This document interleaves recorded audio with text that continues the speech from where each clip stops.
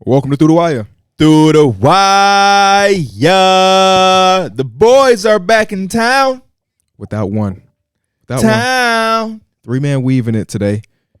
Three-man weaving it for the rest of the year. Oh, I'm just joking. I was about to say, you know something I don't. Look, they like, oh. Dmills is about to be a dad, y'all. About to be a dad. Any moment now. About that time. We're going to get the text that says she's here. It's a monumental moment in the lore of our friend group. The second one to become a pops. I was just thinking about it yesterday, like how long I've known Darrick. Yeah. You've known him the longest. Yeah. Since like, I say maybe a little bit after like fourth grade, maybe like fifth grade. But obviously. Wait. Y'all both went to Adam Jeans though, right? I got there fourth grade, and then I went to Burr Ridge. So yeah, about four. Yeah, if I think at Burr Ridge though, I didn't really talk to him because you know, Okay. in like grammar school, or whatever, you're in one classroom for most of the time. Correct. Burr Ridge, you kind of move around a little bit. Yeah. Okay. I would have loved to seen Darrick in Adam Jeans. He's probably way bigger than the rest of y'all. The fact that he was a freshman in high school and he had to walk in the rain to school, and remember his clothes was wet, and so they gave him a senior shirt. So he like a dry shirt, and he was walking around, and it looked like it was his shirt. It fit him, yeah. Yeah, so we gonna miss D-Mills this episode. Probably next episode too. I'm assuming he's gonna be taking care of some business, but he will be back. He has been watching games at the hospital, so he's still locked in while also being present for his significant other who's doing the work. But any moment, you know. So if you could hit him up on Twitter, Instagram, or even in the comment section to show him love on fatherhood, because it's a crazy moment. It's a crazy moment for him, and she is almost here. Crazy. Yeah, super crazy, man. Dmills is a dad. Yeah. Better stop playing with him, Mike. I know, he getting that dad strength soon. For real. We might have to start taking him go back hooping. He may start dunking on him. But Hoops is back. Our first episode since NBA season started. We did our show in Denver. Shout out to everybody. Shout out to the hospitality. Meeting everybody was dope.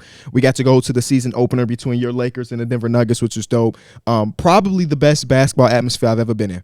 It's like I don't even know what second would be. Probably one of the random Madison Square Garden games we went to. And it's so crazy to say because we went to the ring ceremony last year with the Warriors. Yep. And I'm sorry, Warriors fans, y'all did not compete with what Denver did. No. Not I don't know if even it's because close. y'all used to winning. Facts. I don't know if it's because y'all pushed out all y'all hardcore fans because it cost so much to get in there. I don't know what it is, but Denver, boy, that was I was scared to go get something. I didn't get no drink, no nothing. We sat down and we stayed there for the entire day. It was busting. Yeah. Literally, you couldn't walk. Like walking in the hallway, you couldn't tell the lines from just people walking. Exactly. So every time I'm walking, I'm tripping over somebody. I'm bumping into somebody's drink. I felt good though because when we went to the bathroom, I got stopped twice, and everybody else was around like, who is that? You famous? Because one dude was like, "Yo, what up, P?" And then dude was like, "Man, I know you," and he was in line, and everybody looking around like, "What the hell?" And I'm like, "Yeah, bro, what's good?" He like, "Yeah, Through the Wire podcast." So then I'm like, "What's good?" I gotta go pee real quick, so I went to go pee. I come back, the line's so long, he's still right there. He like, "Can I get that pic?" I'm like, "Yeah." So when he pulled out the pic, everybody else was like, "Who the hell is this?" Yeah. Like, man, what's up, man? I play for the Knicks. Just here. Jerry You know West. what's Jerry underrated West about the drafted me. arena is like how the announce, not the like commentators, but the actual dude doing like all the announcements over the KCP score. intercom. I got 5 on Yeah. it. He did the I got 5 on it, and the crowd was interactive to it. 2, Yeah, that's what made it. It's like the 3. crowd knew them all. They were interacting with The it all. drums. It felt like a college March Madness game. Yeah, It was dope. you know what I was dope. talking about in my Twitch chat too? Is just like, Oh, I thought you were finna say on my YouTube video. Yeah, you know he don't do that. but I be talking. Oh man, shut up. Is like the people that be performing at halftime, if they like have a deal with the NBA or like some type of contract, because It's the same people rotating. literally the same people. Yeah. Like, You go to the Bulls game, the lady stacking bowls on her head. we talked Is about that Red one. Panda? Is that her name? Remember the dude that always does the Simon Says? Yes. I He be seen him getting like 4 or people, 5 bro. He be times. getting people. That's one of the fun things about like when it's halftime on League Pass because they'll show whatever the hell is really happening. Well, not this year. No, this year's they're not even doing live. It just says game break It does during say halftime game now. break, Oh, yeah. I'm like, come on, bro, give us the entertainment. We here to watch what You the know why other they people stopped watching that, right? because the NBA League Pass is awful. They're saying that people who pay to go to the actual game deserve that more than us, the viewer. That's what it said in the very bottom. That's cap. I'm just joking. I was about to say, because the amount of money we pay for the product to be as bad. Me and Mike were talking about this yesterday, where it started off great to start the day. You know, we had a couple games start off early, then the other games start trickling in. I get my 4-box, cool. One of these games going to halftime, I exit out my 4-box, and now I can't get back into League Pass. So I had 30 minutes last night where I couldn't watch hoops unless it was the nationally televised game or the Bulls. And I'm like, bro, we pay so much money We do. for this product. It was broken in preseason, and when I tweeted about it, people were like, well, Kenny, it's just preseason. Bitch, I'm paying real money. It doesn't matter. If you're having your people pay full price for the product should work. And now we're in the regular season, day 3, by the way, and it's still broken. And it doesn't work on Chromebook. They don't. That's what I was mad about. Is I'm using my computer and I'm looking at the scores. The scores aren't up. Like it just says like the game still haven't started, and then it's showing tomorrow's games for the day. I was pissed because it's like we were out of town. Yeah. And I was just trying to sign in to restore my league pass, and it's like, nope, you can't. You can't. It's not working. It just literally says something like it's not working. Like you got to try again on this server. And I'm like, bro, I just want to restore my shit. That little bug where it just be signing you out randomly. Oh, You know it's that's coming. yeah. And then Adam Silver and company, he's interviewed about the lower ratings and all of this. And there's a lot of different factors, but one of them is this. And you can't be mad that people want to go the alternative route, wink, wink, when the product that you pay for doesn't work. Get better. Or hit me up. Because I got some ideas for League Pass that should make it better. But actually, fix the product, and then we can start doing the extra shit. How do y'all want to start this? Because we've watched a lot of ball over the last 72 hours, right? Like almost nonstop. And I mean, I could do the drop the mic. oh yeah, for sure. Forgot that was. It has been a lot of good ball. A lot of the top guys have been going crazy. But who is a unlikely surprise Cam that you've seen Thomas. so far? Cam Thomas? Cam Thomas. Because, I mean, we saw last year during the Kyrie KD stuff that he had that 1 week where he was putting up 40s nightly. But now, like, I remember when I questioned, like, what are the Brooklyn Nets going to do in the half court, right? Because they don't have a lot of creators or boom, boom.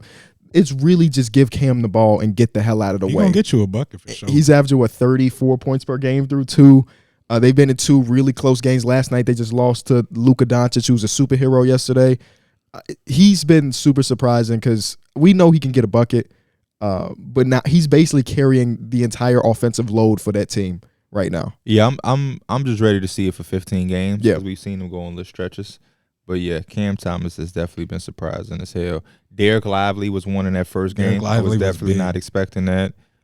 We expecting Devin Vassell to take a jump, but my gosh, he's been super, super good for the Spurs throughout these first 2 games.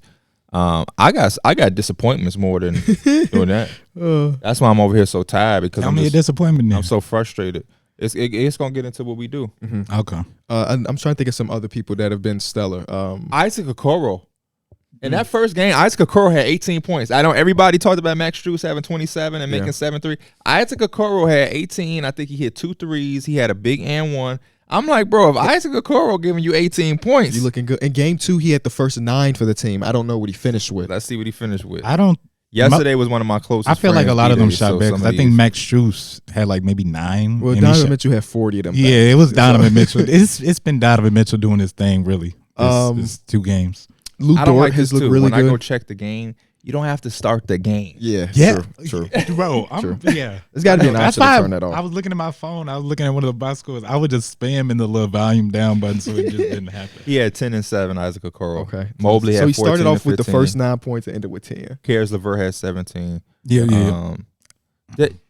I was saying in my video, I think at some point we may have to start prepping for Evan Mobley to be who he is. Really good defensively, 14 points. But the whole Tim Duncan, Kevin Garnett with the scoring aspect plus the defense, we may have to hold our horses a little bit on that. He's still extremely young, so I'm not trying to cap anything early. But so far, he may just be like a defensive juggernaut who can get some occasional shit. Through 2 games, RJ Barrett looks great. He does. He did. He does. I need give my flowers to RJ right now. But that's it. The disappointments is probably a more fun thing, which is unfortunate, but it is. It is. But yeah, trying to think. comment down below hashtag drop the mic. Bruce Brown. You could do surprises Brown. or disappointments. Yeah, Bruce Brown only play. The Pacers are one of the teams that only have one game played. Yep. They Bruce play a game Brown. later today. Oh, Josh fucking Kogi. yes, Josh Okogie's look great. He's looked great. Josh Okogie. Perfect type of player to have on that team. Yes. One day we'll see them play together. One day, just first game no Beal, second game no Beal, no Booker. It's like, man, it's tough. Alperen Şengün. Yeah, had a good game last night. Scotty Barnes. Scotty Barnes, good game last Scotty night. Barnes looks like this is the Scotty Barnes Toronto is saying is untouchable. Mm-hmm. Yeah, triple-double last night. Yes, he did. 22, 10, and 10. First game of the season was not against the Bulls. Against It was the like Timberwolves. it was He like had 5 16, blocks. 8, 5, 7. Like he Two stuffed steals. the stat sheet. And then he was. I didn't see the Bulls game. I don't think I'm ever watch a Bulls game. Don't this worry, year. I'll be your Bulls guy. I said the same thing I said yesterday, the too. same thing. I was like, KB, to be real, I have not watched no Bulls game. That first game was a no-go, and then 2, it was looking like a no-go, but How many games was played in that first game altogether? Because I probably watched at least something of every game. Except that's the what I'm Bulls saying. one. There was 13 it's games probably on the like- second night. it's around like 3 games I feel like I haven't really locked in on. But Yeah. it's been so much good ball, though. If you're gonna watch Bulls, watch fourth quarter and overtime of last night. Last Yeah. no last Actually, 4 actually, minutes. no. of I was tuned in with you fourth quarter. for like the last couple minutes. I saw the after roller coaster. math. I know. Roller coaster. I Where know. I was telling you I hate this team, which Y'all walked again, away I with still it. do. We won. Because you know what? You got to turn up the AC. You got it. It's getting hot in here. Turn up the AC. Hey, Alex Caruso is the type of player that I would hate to watch if he wasn't on my team, because all he do is reach and don't get called for it. That's why he got right stick ripper go. Yeah, get the steal, hit the 3 to win the game. I remember him talking about, like, he was talking about his defense, and he was saying, like, he's really good at that because he knows how to, like, I don't know, something about when it's like the body to body, or he's good at reaching and timing it, and he doesn't really get called. And he's like, I don't know if it's like the reputation from the refs or what it is, but it just don't happen like that. Jalen Duren. Oh yes, 19 years old, leading the league in rebounding again. Not again, but leading We the league did in rebounding. superlatives. My sophomore to take the biggest jump. Yeah. He gonna make me look like a smart man. So we've divvied up the league, y'all. We divvied up the league. There's 3 of us today. There's 30 different teams. Every person has 10 teams that they're going to talk about, or observations, overreactions, however y'all want to take it. I'll start off with mine. The Bulls are bad. Don't let that win against Toronto fool you. Toronto is also bad. So the fact that we won it don't mean anything. Start off the game on a 16-2 run for Toronto, then we go on a 20-0 run, and then Toronto go on a 17-2 run, then we go on an 18-2 run. It was the ugliest game of all time. The half court is still bad. They say, oh, we changed the identity. We're getting up more three-point shots, which is true, but your personnel can't hit three-point shots. So it's like, what's going on? DeMar DeRozan had to put on his cape again yesterday for us to even have a chance to beat the Toronto Raptors, who are one of the worst offensive half-court teams in all of basketball, and the defense is not holding up through 2 games like it did last year. It's a bad team. There's no way you should have a first game of the season players only meeting. Like, have people internalized how insane that is? 1 game into the year, and DeMar DeRozan's like, yeah, we ain't give it our all. Bitch, this is the first game of the season. If there's any game where you like hype and give it your all, it's game 1. Yep. And they didn't bring it. And Luckily, game 1 was at home too. Game 1 was at home. Luckily, Alex Caruso hit the shot. The defense started to turn up. Patrick Williams has been a major disappointment through 2, where Torrey Craig deserves to start over him at this moment. And I have to watch 80 more games of this team, and I'm not looking forward to it. It was a steal and a shot. Steal and the shot. Steal. But shot. I don't know. I feel like we've been already saying this about the Bulls, and we kind of knew this was going to happen. And we were like, when is that thing going to hit the fan? And it's looking like it's going to be game 3. That's why I'm game mad 2. that they won last night. They play against the Pistons tonight. I wanted them to lose. Oh, it's going to be tough, too. I wanted them to lose yesterday. Because I want them to blow this up 15 games in. Well, we know based on the front office that it's just unlikely. They're going to At fire Billy 99, Donovan. Like it's But his they just fault. extended him, so firing him would be kind of crazy. I'm Oh, not saying it's the wrong move, but they just extended him this offseason. I'm not saying it's the right move.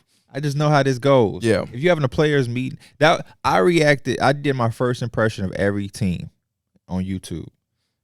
And the Bulls was the only team where I was like, I don't care what they did on the court.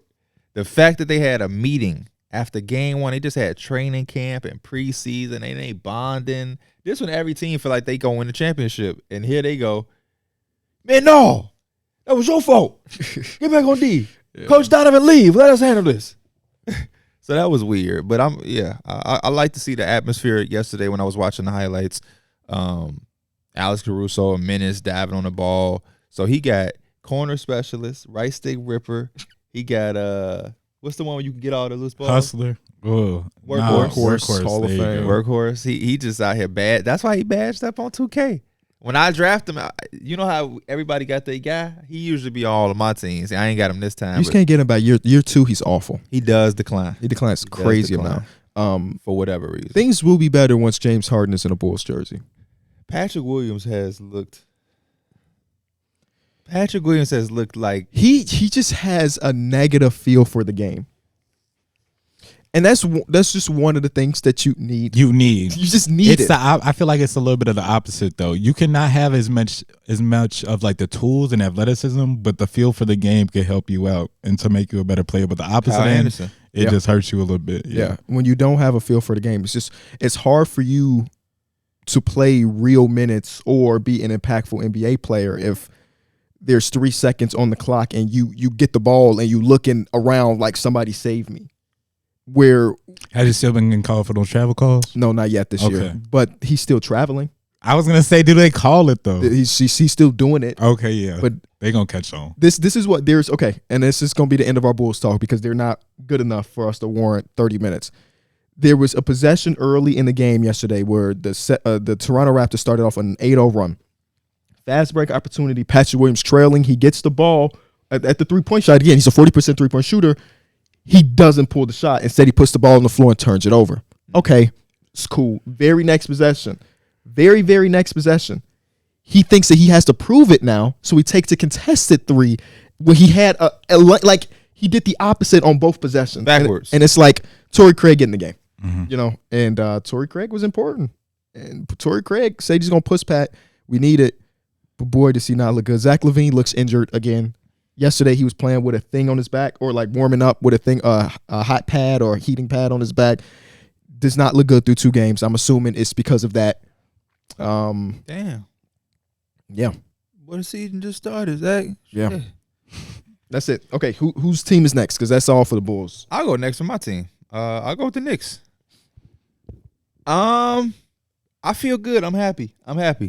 People was trying to talk shit on Twitter because we lost to the Celtics. Can't doesn't affect me. I'm a realistic fan. The fact that we played them so well and we took them down to the wire and gave ourselves a chance to win. Love it. First half of Knicks basketball for the season had me disgusted, ready to break monitors and different things like that. Wasn't sure if I was gonna watch the second half. That's probably my biggest issue. Just sometimes or certain parts of the first game, our offense is played like we got those guys. We don't have those guys. Yeah. Boston can play that way because they have Jason Tatum. They have Jaylen Brown. KB thinks this guy, Drew Holiday, is a bucket getter, so they got Drew Holiday. No, just play, but they got Drew Holiday. They got Kristaps Porzingis. They have ultra-talented offensive weapons. We have some talented guys, but they're not all, that talented offensively where they can just go out and get their own shit done. And I felt like a lot of times Jalen Brunson goes and has his moment, and then 4 guys are watching. RJ, he come down, now it's his turn, and 4 guys is watching. Randall come down, and now 4 guys is watching. We just don't have that type of personnel. And when we playing basketball like that, it just look bad, and it's giving teams, I feel like, momentum because we missing a lot of shots, and our shot diet can be poor. When things is looking bad for New York, just know guys are going into the paint and they're doing this turnaround mid-range fadeaway shot, and it's clanking, and the other team is running in transition. And that's my other thing. Even yesterday when we won, we don't score enough fast break points. We had 7 against the Celtics, and I think yesterday we had like 14. Really? Or 16. I didn't check the box score for that Celtics game, but I felt like y'all did get a couple. We had 7. That's 7. I felt like RJ had like 6 himself in transition. We had 7. But I've been liking y'all so far. I feel like y'all been carrying around at least that grit and grind. Like going against can't do that. Why? It's It only belongs, one like it grind. belongs y'all- to Memphis, but I get what he mean. He But- did do that. Did he do that a couple? I of did that a Yeah. couple times, but I'm it's more corrected so the every Tom time. Thibodeau type thing, Yeah, where yeah, it's for just sure. like they gon' Gritty. Just they call it gon' gritty. yeah, they gonna be gritty and they gonna fight it out until the very end. Which I mean, that's gonna win y'all a lot of games this season. Yeah. But- In the first game, the one thing that was like silver lining is that Julius Randle and Jalen Brunson played awful. It's like, how often do you get both of them playing as bad as they did in game one? And y'all were still in that game. Yep. So it's like, and then this one, Jalen Brunson recovered. You get a good win. RJ Barrett looks good. Isaiah Hardenstein continues to do the little stuff that we love about a backup center. And then Dante DiVincenzo had his first really good game on the team. So I like where the Knicks is going. Exciting-ish team. The Knicks are always one of those teams I'm like, they're in the middle of the pack when it comes to like watchability for me. Even when they're good, it's still maybe not beautiful. Yesterday was a fun game, man. Yesterday was a really fun game. Yeah, we had 7 fast break points against the Celtics. 7. And we only had 24 points in the paint. The Celtics is really, they like that. They like that. Julius Randle, if you're not scoring a basketball, what you going to do to impact the game? I love when you rebound in the basketball, but offensively, what we going to do, man? What we going to do? We got to get that figured out. Because I like Julius Randle. I really do. He's not a hub. And he takes horrendous shots. Mm-hmm. A couple of years winning or losing, I can't take it. I couldn't really put the blame on him a couple of years ago when we went to that Knicks game. Well, it was Knicks Warriors in San Fran. Oh yeah, because a lot of people was hurt. It was a lot of. They kind of needed him to be in that mode. Like every time they got them off, they were on offense. It was in his hands. But now at this time, he's got to kind of like round it out a little bit more. You know, he's got more weapons. Give me your team, Mike. I'm gonna just do Lakers. Yeah, just get I'm just gonna do my homer as well. And we are 1-1. I feel like that's the most fortunate part. The first game against the Nuggets, I felt kind of the same way. Like I felt like there was a lot of areas we could have been better. Just screen communication, even though the always Nuggets a Laker issue, especially against the Nuggets. Like we literally just played, them in the playoffs. Like you would think they would have that already kind of like in the back of their minds, but the screen communication was poor, and also we couldn't hit a shot. Like I felt like our shooting was very bad too. We already LeBron James. We already know in the fourth quarter too, LeBron James took he sat for a large portion of that, and they were saying about the 28 to 30 minutes restriction he's going to be on that came out after the game, and that's just I don't know. It didn't live because game number 2 he played it couldn't 36. live, and you know what's crazy? In game 2, Darvin Ham wanted to pull him out, but LeBron literally looked over or kind of glanced him over. It was like, nah, y'all couldn't afford it. We literally couldn't. We could. That's why I'm saying it's fortunate that we're 1-1 right now because we could have literally be 0-2, and that second loss could have been to the Suns without Beal and without Booker too. Yeah. I disagree with that philosophy too with them. With what? Let's sit them. I get it, but you can't afford to do that because I'd rather him be tired and we secured versus him fresh and we're playing catch up the entire season. I'm not. As LeBron is too good at this point for me to kind of make the decisions on like how he feels with his body and how I'm kind of commanding him to. Right. We get it. He's about to be 40 years old and like year 21, whatever. But this team really can't afford it at the how the West is right now. Every game is tough. And it's only 2 games, and they were complaining about LeBron, overextending his minutes in game 2. The schedule do not even get, any type of y'all barely won this, and they're missing 2 of the big 3. The thing I kind of don't want to jump over is, not jump over, is I feel like it's kind of a little beneficial is the players like D'Lo, he's kind of been mid. Austin Reeves hasn't been what he was last year. Let's talk about why D'Lo has been mid. Why do you think he's been mid from what you've seen? Honestly, I think he would benefit from coming off the bench because he just gets a little bit more range. It looks bad when it's like we can get our offense set, we can get something going, and it's D'Lo who's bringing the ball and he's kind of getting up a shot, and it's just not going. He's doing way too much for me. He's doing way too much. That 4-on-1 fast break was the most horrific fast break I've ever seen. Which game? Suns. D'Lo, 3 Lakers. 1 Suns. Oh yeah, yep. I know exactly what you're talking about. Threw it, got it back, and shot a 3. Yep, I know exactly what you're talking about. He's doing too much. That's not Derek White. And the other thing, Gabe Vincent hasn't even turned up. He don't look like the same Gabe Vincent from Miami Heat. Yeah. And so we're kind of waiting hell no, he don't. He put on that Laker uniform. The Gabe Vincent of Miami Heat is basically the playoffs because in the regular season, Gabe Vincent wasn't really nice. It was just the playoff run was so damn good. It was like, here go $10 million. I agree with you though. Jackson Hayes, why we haven't none of our Torian Prince had the first game he looked really good. Second game he had 0. So our role players ain't really showed up. He give you 5. He gave you 5 and get torched. They had him with a Kevin Durant assignment last game, and that was not looking pretty. But it's Kevin Durant. somebody. But It's yeah. Kevin Durant. You can tell we definitely miss Vanderbilt a little bit. And you're gonna miss him for some time. Yeah. Report earlier today, he might miss some more weeks. Also, people aren't trusting Rui Hachimura. Like in the playoffs, he was on fire. He had all the threes, and then that made it easier because they were like, "We got to guard him." The first game in the Nuggets, we literally saw he was struggling. Like there was shots. Yeah, they both games that y'all played so far, the opposing coach is like, "If Rui beat us, Rui beat us." All open looks, and he hasn't. And this is my thing too. And this is kind of what's separating us right now, I think, so far, is just like the offense is still the same as the other past years. It's just bad offense. I think it's always going to It's like that bad against LeBron. offense. It's It LeBron, is. Anthony Davis. It so is. it's like it's only so much you can do. And that's going to hurt us because you see the best teams in the league, like the Denver Nuggets, like the offenses with the Suns, like they at least have some movement or If like AD shot the ball around a their little better, superstars. you probably could because you could put LeBron on the block a little bit, but Nurkic was disrespectful to Anthony Davis when it comes to shooting the ball. He Like, should be. But if I'm Anthony Davis, why was I shooting? Because they were so vulnerable. We all scored about 60-some points in the paint, right? Like, yeah. that's our strong suit. Yeah, go beat their ass up in the paint. Because who was down there with Nurkic? Kevin Durant? Kevin Durant. Yeah. When And LeBron then started Nurkic got in foul trouble. Yeah, so they went small. Nurkic got into foul trouble. He got his fifth, and then the next possession, Anthony Davis tried to go at him like a fullback. Yeah. And it was late in game, and I understood wanting them to Nurkic foul him ended up. out. I don't even think he ended up fouling out. No, he played didn't, the rest no. of the game. Yeah, no. Another thing with the Lakers. Oh man, how do I say this without going overboard? The AR-15 ain't got no bullets. He's shooting a little water. You know what? I think he's gonna change it up a little bit after a few games, and like he's gonna keep watching film. And I think the right people are gonna talk to him. He got to stop that foul baiting, bro. That shit is horrendous. Leave that in. At least turn it down. He's leave on that in 11. last year, and the part of that and the reason last year, I think it kind of got to his head, and you've seen him doing more. But at first, he was literally like trying to get like when you're going through contact, you're going for the bucket, not for the foul. That was like initially how it was, but it kind of changed when it came into this like narrative that's like, oh, the man he draws fouls every time he gets to the rim. It's like no.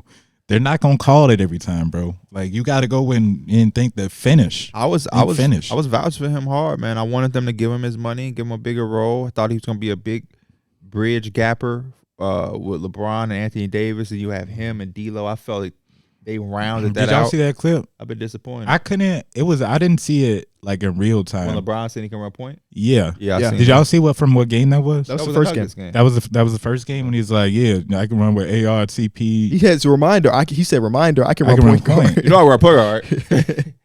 Like, y'all know that's me, right? Yeah. Which I ain't feel too bad about. They'll figure it out because you know who he ain't say no D'Lo. Yeah, he definitely didn't mention D'Lo name. What did he say? TP and AR. ACTP AR. Yeah. All right, my next team is the Charlotte Hornets, 1-1 on the season. Had an impressive win against the Atlanta Hawks to start the season, then lost to the Detroit Pistons. First game, LaMelo's one of those players that his shot diet is always going to be heavy on step-back threes and contested threes and so on and so forth, where when he gets to the basket, he's always an avoid contact type of dude, at least until game number 2, because he shot, 14 free throws or something like that? He gave Jay Ivan that. And that's the 12 free throws, sorry. That's the elevation of LaMelo's game next. Because he has the tools to beat his defender off the dribble, but he always is like his big brother looking to pass on a drive or a floater, is avoiding the contact. In this game, he went into the contact plenty of times. There's a couple possessions where it was actually on a detriment where he went into contact trying to draw the foul on some AR-15 stuff, But he's looked good through first game, he had that really horrendous first half. But game number 2, he was good. But Brandon Miller coming off the bench. Come on, beat Mills. They don't win game 1 without him. You got to start. And they were in game 2 because he hit some big shots. And he gets the crowd going with his dunks and stuff. He looked pretty good. Melo hit him with the PJ Washington hit some big shots. PJ Washington. He was their best player in that first. I don't want to say best player, but he was their standout player in that first game. Yeah, he was like, 10 of 11 on 2-point shots. He was really good.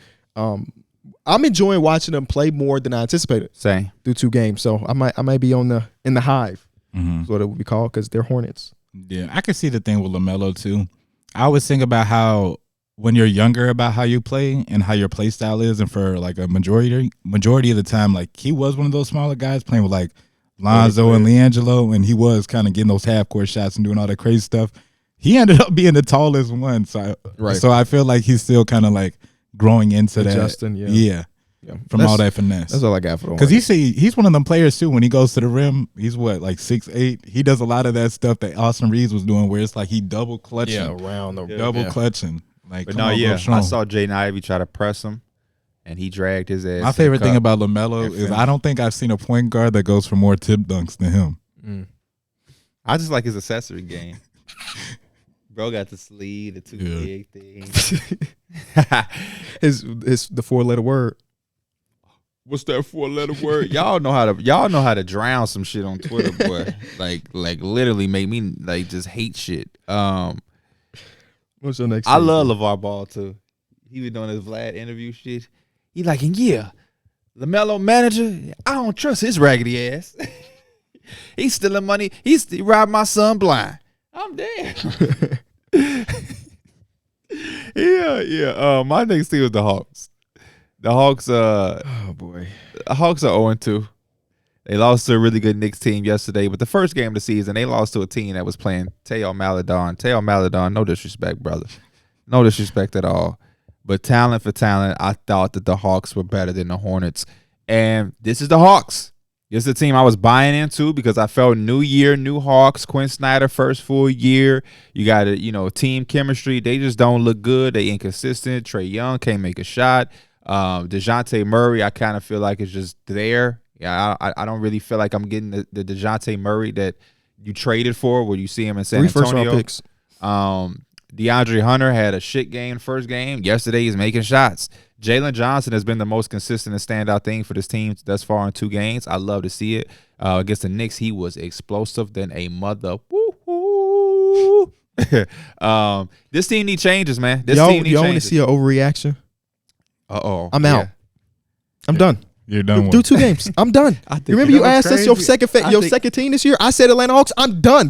I'm off the bandwagon. I was fake jealous. 2 games. I was fake jealous when you said that too, but now I'm like, this is the team that I think that I had out of the playoffs because I was like, they traded Trae Young. This is a team I might have had like above the play-in. I think we had him at 6. We had him at 6. He's like, this is the.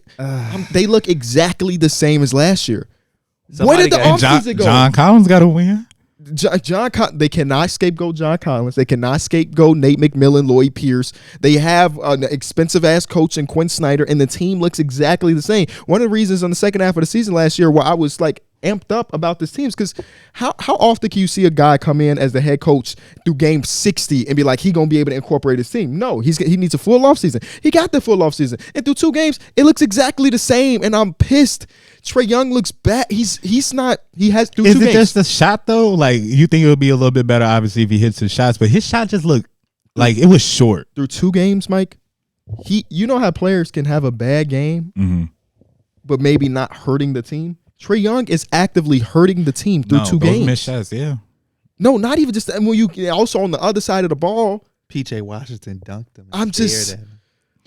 Jalen Johnson is the reason to watch this team right now. Yes. And that's bad because Trae Young at his height, 2021, is that the Trae Young year? MVP amazing. Qualities. DeJounte Murray, even that same year, 2021, amazing. And now it's like, he looks worse. And Onyeka Okongwu has looked good too. But it's two games, but I'm hella disappointed. Jalen Johnson make you get out your seat though, man. Yeah. So disappointed. I give up 2 first-round picks for him right now. Oh shit! I'm just talking. You might not be able to get 2 first-round picks for Trae Young right now. I'll talk about a good team. Minnesota a bite. Chicago would. I'll talk about a good team. I had the Denver Nuggets, who have looked really good. I don't know, bro. The first thing that sticks out is their offense to me. And like I said, these top teams, they have not only like players that can hit the big shots, they also got just like relentless movement on the offensive side, man.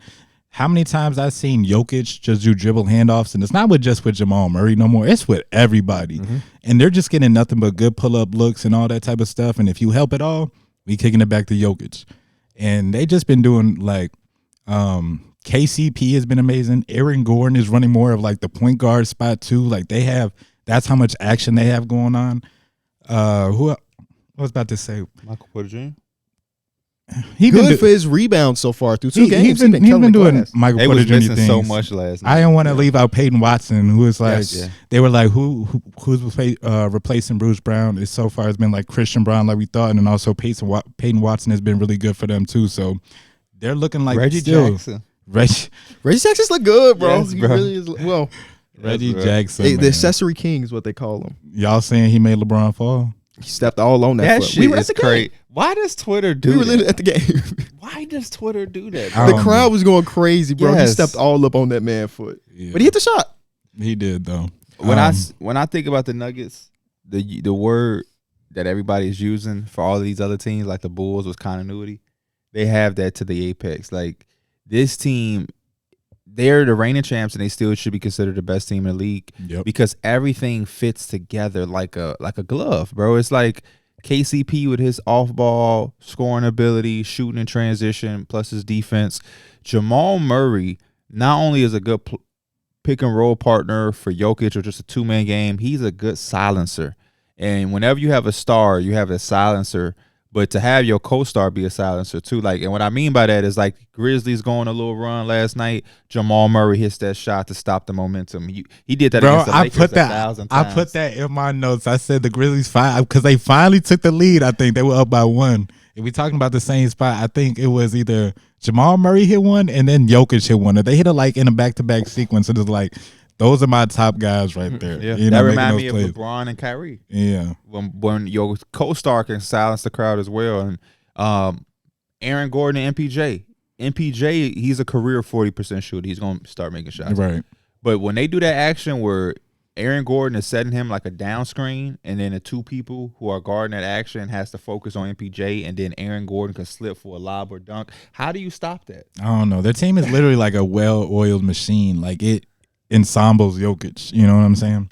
So their defense hasn't been that bad either. No. You know, and I like how they have that early offense too. You'll utilize whoever kind of like gets the rebound, whoever's down there early, whether it's Jokic or Aaron Gordon, or I guess even MPJ sometimes. They'll do the early post-ups. They'll do the early post-ups on the guards. So they get their offense in a lot of different ways. What game was that? They killed the Heat in what, game 1 or game 2 when Aaron Gordon was just down there posting Game 2, up yeah. on Kyle Lowry. They're just bigger than most teams. Like you rarely get extra possessions against them because they have such great rebounders, and obviously Jokic is a great defensive rebounder. And then the way MPJ has rebounded over the past 2 games, Tattoos. It is tattoos. Aaron That's Gordon, so like they funny. they close out possessions. At the end of the day, that's one of the most important things you can do, especially when your offense is as lethal as it can be. And you know what? We're gonna talk about the Grizzlies, obviously, but they hung with them last night. It was a good sign for them. But it's hard to beat. It's gonna be very hard to beat that team. My next team is gonna be Orlando Magic, baby. Whoo! I think, based on 2 games, again, overreaction, that when I was watching them yesterday play the Trailblazers and close that game out, I was thinking, I wonder if the Orlando Magic have hit the next step in a sense that when they go against the teams that they are better than, they automatically win. Like, I feel like that's the next step when it comes to these young teams. They're like, we should beat this team, but sometimes we just don't beat them, right? Through 2 games, they played against 2 teams that they should beat, and they took care of business pretty easily both times. I don't know. The first game? The first game last night was a little too. When I watched that, I never felt like the Trailblazers were even making a real run. They never I killed felt the them out same of way. it though. Oh, you mean like just step on their They neck? had yeah. it, and then the Portland Trailblazers will make a run. And I think that Anthony Simons also didn't play, so I really wanted to see them. There was a certain point where they were up double digits, and I was just looking for them to like literally put the nail in the coffin. Mhm. And I had went over to something else, and I come back, and it's a single digit game. I'm like, Magic, if y'all don't end this so I could just put my attention here. The rotations are interesting though. Where like last night they closed out with Cole Anthony instead of Markelle Fultz, and Cole Anthony he's looking good through 2 games. Yeah, 2 looking games. very He good. looked like he deserved his money that they gave him. In the first game, I was not expecting this player. This is also one of the players that was like a surprise. Jonathan Isaac had some really good minutes, bro. Yes, Defensively, yes. and I think he also had some buckets too. And I was like, man, if he's somewhat back, that's just another player on their Yes. depth, man. They're gonna be deep. Yeah, he got the tip dunk. I think he had a 3 in the first game too. Got some crazy blocks. We know the defense is going to be there. It's about staying on the court, first of all. That's all I was happy with, just seeing him on the court. But when Yeah. he was making plays, I was like, damn. Yeah. Okay. It's still, 2 games in. I'm still not used to seeing Joe Ingles in that damn jersey. It's just because he's so old that it just doesn't feel like he fits with the rest of the team that's just super young and everything. But yeah, I've really enjoyed Orlando Magic basketball, and Paolo hasn't had a takeoff game. You know, he's been very. He coasted game one. He took like 6 shots. They didn't need him. They didn't need him to. He was playmaking. He was doing this and that. And in game number 2, he got it up a little bit, but he still hasn't had to like be the Paolo we know. I want to see this team against the Pistons. Yeah, that's gonna be fun. That would be a fun ass game. The Pistons. I want to see this team against the upper echelon team for sure, because it's been the Rockets and now the Blazers. Yep. Their next game. They are. I always say this is the most important part. Beating teams you're supposed to. This is how you get to the play-in or playoffs. You beat the teams you're supposed to, and if you can't play with the Celtics, you can't play against the Bucks. That's fine, because we gonna go take care of our business against the Blazers. Their next game is against your LA Lakers. The Magic, yeah, I know. We played them twice in like the next week, and then that's it. You never. What day is that? Monday. They got the whole weekend off. Damn. No, but they're already on the West Coast, huh? We play Sunday. Not the oh, you're talking about the Magic? Okay. Yeah, they on the West Coast for these next 2 days, and they probably just chilling in LA right now. Shopping. Sound like a good little place to be. Exactly. They shopping. They on Venice. All right, P, give me your next team. Oh, my next team. Oh, perfect. Is the Memphis Grizzlies. Probably the most impressive 0-2 team that I think exists in the league right now. The first game against the Pelicans, I was thoroughly impressed. Desmond Bane really did his thing leading that team. Jaren Jackson didn't have the best game, especially offensively, 0-5 from 3, but Desmond Bane with the 31 points, 5 rebounds, 5 assists. I was impressed, man, because Desmond Bane, I like him. I know he can get buckets, but I was very interested to see how it would operate without Ja Morant. And he was still doing his thing off the dribble, off the catch. They ran sets for him. They always do this little flare screen for him that I really like. But, yeah, through 2 games, the fight that they have against 2 really good teams. The Pelicans went in there and handled business in Memphis. Zion did his thing. B.I. was solid. CJ came out and scored. Valanciunas had a double-double, hit some threes. But the Memphis Grizzlies would not stop fighting. They would not lay down and let them beat them. And that was a really good sight to see. And then in the second game last night against the Nuggets, that was a game was like, oh, this could get ugly, especially when I seen the start Desmond Bane had. I believe Desmond Bane started 1 of 11 from the field last night. And I was like, oh, man, if they're not getting no offense from him, the Nuggets could probably run them off the court. And, of course, Taylor Jenkins and the Memphis Grizzlies found a way to fight, found a way to make the Nuggets have to earn that win. And I walked away thoroughly impressed. This is a team that's playing Zaire Williams 30 minutes. They're playing David Roddy 30 minutes. Jake LaRavia 15 minutes. Derrick Rose is playing real minutes. And Derrick Rose he looked good. He was magnificent last night. You know, Xavier Tillman is playing out of his mind. I was just about to say, in a sort of way, Xavier Tillman reminds me of like that Kevon Looney role, or like how he's kind of got that. He can make threes. Yeah, he shoot a lot of them too. He did, bro. I was like, Xavier Tillman gonna do his thing. He the oldest 25-year-old ever. He's got like 4 kids, a wife. Same thing with Kevon Looney. He's got the full thing. Because I think Looney like 27 now, ain't he? Yeah, young. No, Looney's my age. He's 28. Still look like he could be like 30-something. No, Looney look like he's about to retire. But yeah, man, I love teams, organizations, and coaches who extract the most out of each player that they have, and the fact that they're able to do that while competing, because they should not be. This should be a team that I'm like dreading to watch. Like, when they coming on, I might check out a little bit because Desmond Bane, my guy. But like, I was tuned in to the games because I'm like, oh shit, they playing better than I thought. You know what I mean? And it's exciting. It's still electrifying because Marcus Smart is just Marcus Smart. He hits the craziest shots.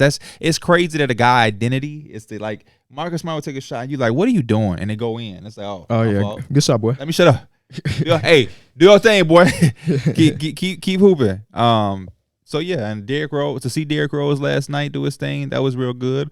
I like this Grizzlies team though, man. You sleep on them, they will come in there and they'll beat you. Yeah, game this is 2, the type of team that the Lakers will lose to. Game 2, they rebounded a lot better than game 1. That was like the big thing for game 1. And the non-Bane minutes didn't look as bad.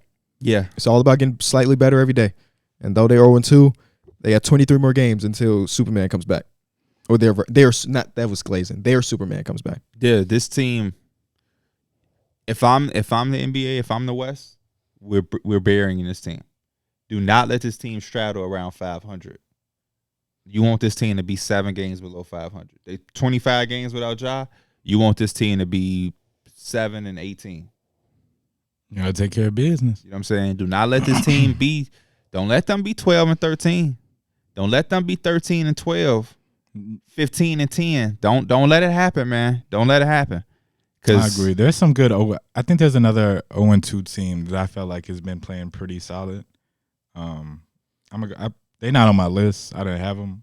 I'm gonna go back to them and find it, but I'll bring up my next team. I had the Cavaliers, who played 2 games so far. The first game was like the Nets might be the team you're talking about. The Nets, yes, exactly. Speaking of them too, they played the Cavs. They played the Cavs the first game. Yes. So, which was kind of it was a really grinded out game. And I know he was talking about earlier when he was talking about the standings for it. We was like the Cavs probably like the 3rd, 4th team. Nets, we didn't really know. Well, you and Darrick. I had them high because I thought the defense was going to be there. I thought they was going to see a little bit more elevation in the offense, which offense has been 2 games through, y'all look better. Yeah, y'all look. The defense. They actually have losses, but it's not like they don't look bad. Yeah, it's like the Grizzlies. Yeah. Literally the Eastern Conference Grizzlies. And then for the Cavs, I felt like they kind of started off a little bit slow, at least shooting the ball in the first game. You know who I am. What? I'm the turnover police. Oh, yeah. Darius Garland, 6 turnovers, 5 assists. Where they do that He at? was injured. He was injured. That hamstring. You too good, It man. was his hamstring. Yeah, You too good. Point guard play is cerebral. Yeah, They which got nothing to do with went his- down to the yeah. So they had the Brooklyn game go down to the wire, which DeJuan Blair played with no ACLs. Damn it. had the Nets game go down to the wire. Donovan Mitchell ends up basically pulling that game out for you. Yep. Yeah. Next game you go against who I think OKC was. OKC. And They were up at 6 with a couple minutes to go, or 8 with a couple minutes to go, and lost. ended up losing the lead, and I think No Darius Garland, no Jared Allen. Darius Garland was out with his hamstring, but it's just like it felt very similar to the old Cavaliers. Yes, Darius Garland was out, but it's like Donovan Mitchell got to put up 50 in this thing, or it's just like it's not going to happen. And it ended up they almost brought it back. What happened that last possession? I think Donovan Mitchell turned it over. He did, but the possession right after that, he cut it back to like a 3-point game or 2-point game with a big three. So I have not been impressed with Evan Mobley through 2. That's all I would say. It's not the best start, I feel like, for the Cavs. I think the role players, it's good that they have a lot because it's like maybe it's Karis LeVert's game. Maybe it's Max Strus. Karis LeVert had, 17, I think? Was missing a couple. I guess they needed him. You know, he had to take more shots because Darius Garland was out, but he could have probably shot the ball better. For sure. Yeah. Shout out to the Cavs, though. Yeah. Once they get healthy, they'll start to rattle off a bunch of wins and all of this. You know, the Evan Mobley noise, because I've been seeing Cavs fans in my comment section like he didn't add one move to his game. I think it's just 2 games, but I understand. That's what I'm saying. You may have to start prepping for that.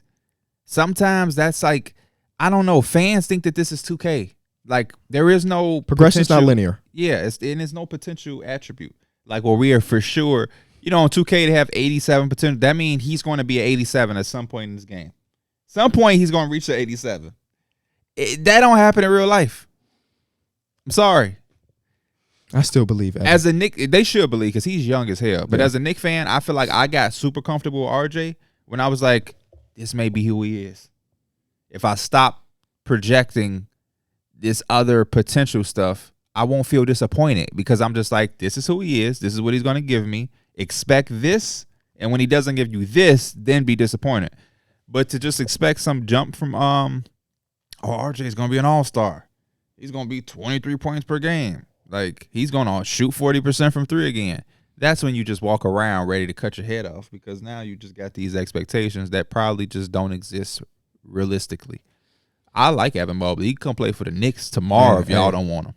I trade everybody on the Bulls for Evan Mobley right now. Just roll him out there? Just roll him out there and through the wire. Oh, hell yeah. We gonna be a top 10 defensive team. I ain't Darius Garland. Oh no, he not. Right, the only motherfuckers guarding is me and him. Who? I'll climp up Davion Mitchell. I'm not gonna be able to guard. You used to be out shut down. You can't even out shut down at the Y. I'm not gonna be able to guard a thing out there. And if he at least you got pride. He hunting for Tyler. Yeah, give me a month. Ain't no Tyler out there. We just talking about Evan Mobley not gonna be scoring like that. We gotta help him out. Right. Give me a month and I'd be back to lock. It's really just about endurance. When we move, I think you gonna get on that bike. I'm gonna get on that bike. We're gonna take Peloton Peloton people would tune into classes. that. Huh? People would tune into that. Like a month long. No, us and Evan Mobley versus NBA team. Well, the good thing is boy, we'll have the first overall pick next year. Evan Mobley would have to put up some gaudy numbers, boy. Will Chamberlain numbers.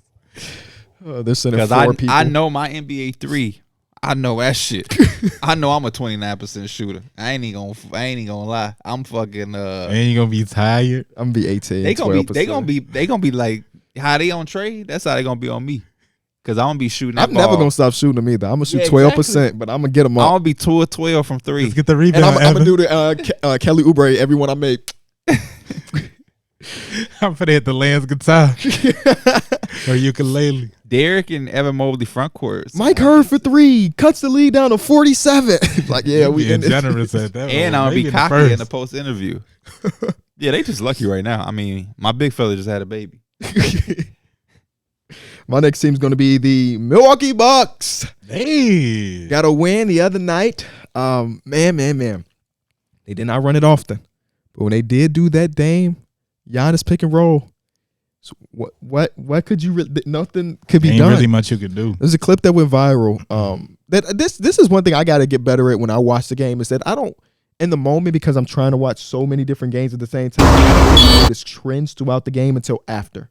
Right. So what happened early in the second quarter, they ran like 3 back-to-back super high pick and rolls with Damian Lillard and then let him get downhill. And then it was bucket, pass out for 3. Like it was crazy.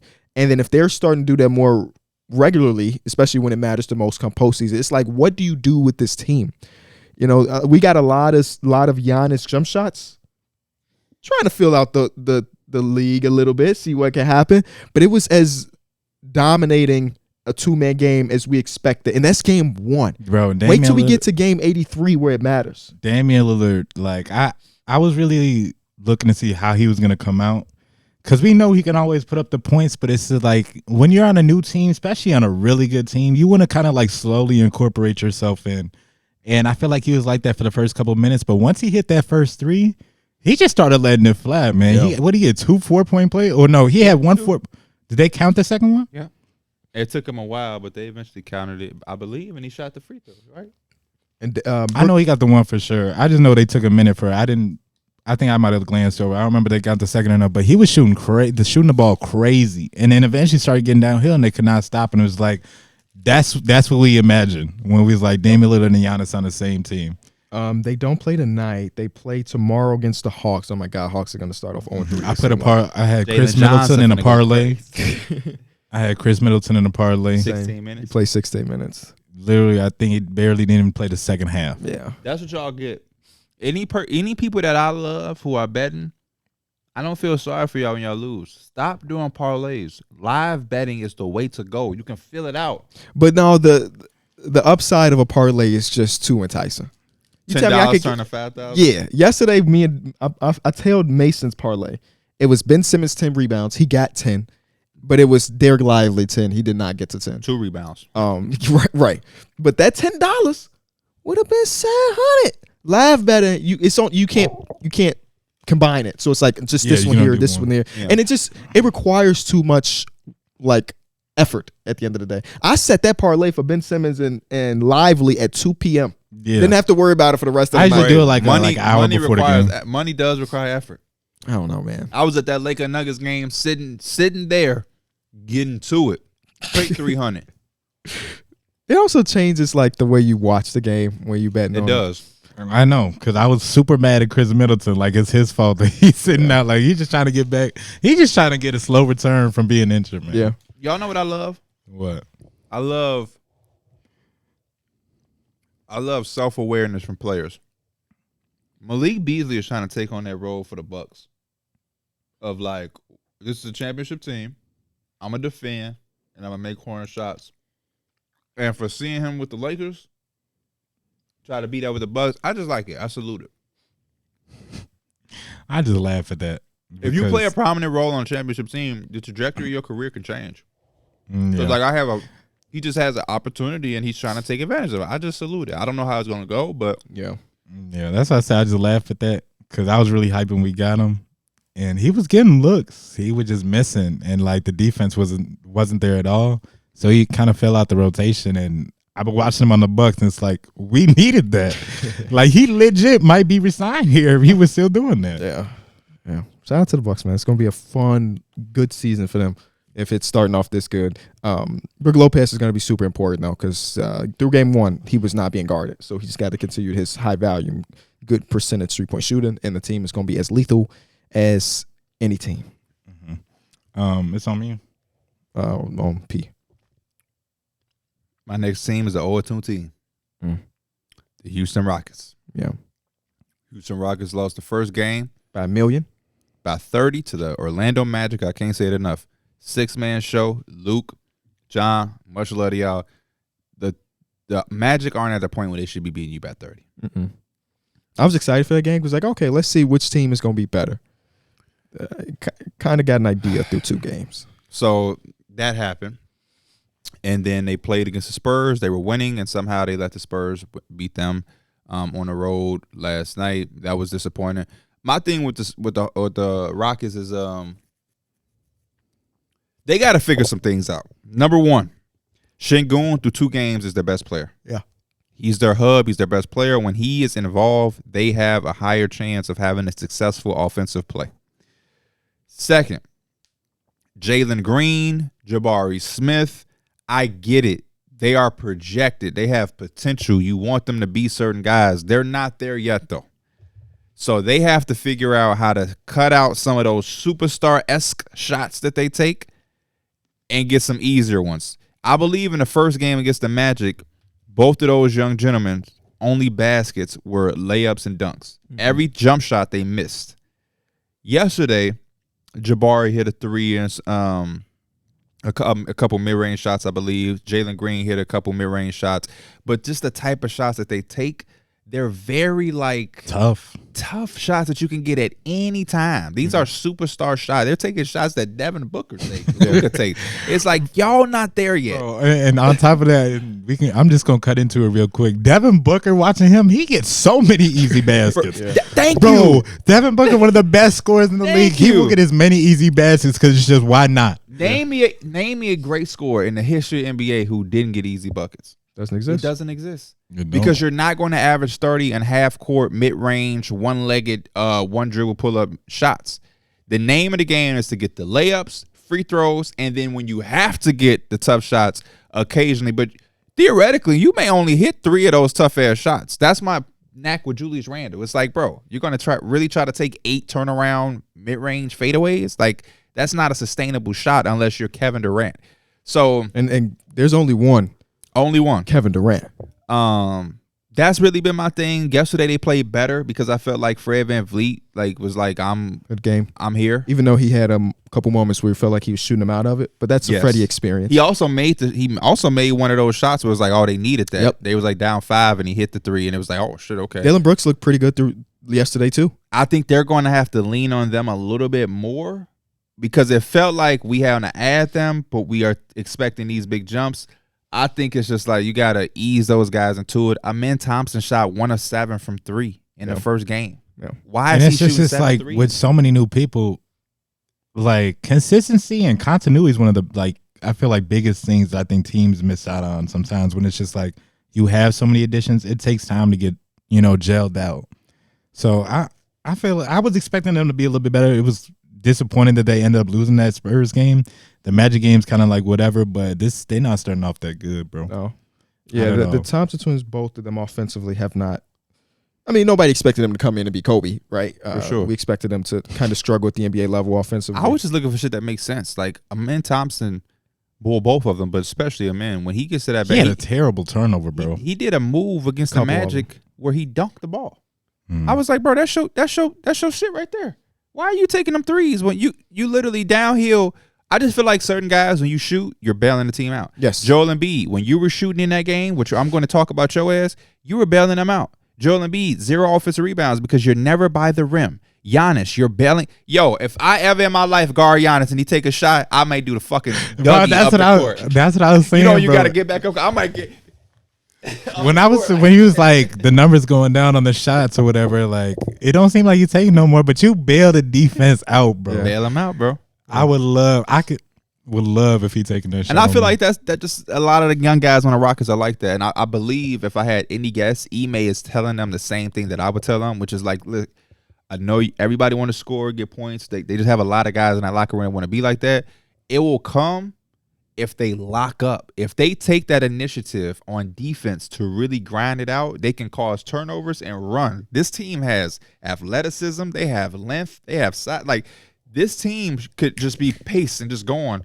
But a lot of these guys want to take these superstar-ass shots, and I just don't think that they're there yet, and I think they should operate around Şengün. Yeah. It's probably the best for him. It's gonna be a lot of hard conversation. If it's gonna be some hard conversations once they realize that he's the guy that shit got to run through. He had a nasty ass post on Zach Collins yesterday in crunch time. Yes, he did. I say, oh Lord, have mercy. Yes, he did. Did you see it, Mike? Zach Collins continues to get dunked on, but I like Zach Collins for that reason. I like him with the Spurs a lot. You need to go watch that dunk. It's nasty. It really is. He gave him a facial. KB favor. Okay. That's all you, Mike. I'll talk about the Jazz. It was the last team that I picked up last night. We had like 3 teams left, and I was like, I'll grab the Jazz. They've been actually no, because they've been really solid. Whoa. I noticed the audio. They said the Grizzlies got D-Rose acting different. I didn't see this. Yeah, he was dancing. and shit. Somebody quoted that and said, "Who is this?" Because that's definitely not the Derrick Rose we grew up with. Because he's smiling in that He's smiling. He's Mike. Smiling and He's dancing. I've seen it. Look, He's smiling and bro. We watched Derrick Rose for 8 years. I grew up with. We saw him smile once. I grew up with that meme where it was like Derrick Rose at the 8 game winner. Derrick Rose on his birthday. Derrick Rose on Christmas, and it's all the same face. That man was an all-star as like a young player and came out like LeBron was in that McDuckie and stuff, and he was just chilling. Dwight was there too. Yep. Okay, so I had the Jazz first game. First of all, no. Dwight's PR team needs to be fucking fired because nobody dealing with sexual assault accusations should be making TikToks about haters, bro. I got me. What is he doing? This is a grown ass man being accused of some heinous shit, and he wants to make a TikTok talk about haters. I was talking to my girl about that shit yesterday because I asked her. She's like, "Of course I heard that shit," and she was like, "We all knew whatever about his like sexual orientation, but it's the fact that it's the assault part, bro." Yes, nobody. That's the only thing that matters. Nobody matters about nobody cares about your sexual orientation. But if the allegations are true, that's what we're talking about, bro. We don't care what you do with your private parts. You just need consent to do it. That video pissed me off talking about it. Don't matter what I do in my bedroom. It's my business. You know and he's going on a media run right now. He was just on a podcast. Bro. He was? Yes. I saw a clip. I thought it may have been old. Bro. Who's pod? Oh, no, I seen him on a radio show. I don't know. I'm like, bro, just whoever's in charge over there, whoever his PR team and the people, his family members, take his phone. Until this gets figured out, bro. The definition of tone deaf is right here. If we've never seen tone deaf before, this is it. You have sexual assault, and I read the details. Yes. This is a 7-foot man. Yeah. That's scary. That's a scary thing. You ever see exactly what I told my girl, bro. I told my girl too, because they see this stuff because they on Shade Room and stuff. But I had to tell my girl, like, this is not only the 7-foot dude. This dude is built like an action figure. You can go ahead and say it. Dude is built like an action figure. Yes. The motherfucker had the Superman. The motherfucker is filling out the Superman costume. If he is pinning you down, you can't get out, bro. That's a scary sight to be in. So his ass playing on the internet. I'm never going in somewhere by myself with another large man that big. What? If he was my bodyguard, I'd be straight. Oh, true. I'm cool. If I got a 7-foot bodyguard built like an action figure, I'll be talking crazy to anybody. I'll be on this podcast, man. You was garbage. You suck. I'll be like Gilbert Arenas. That's like Gilbert Arenas. But no, yeah, I just Gilbert Arenas don't need no bodyguard because he'll go in the bag himself. True. Well, maybe he's only like that with his teammates. And Super High Fire. You saw that video? Yes. Yeah.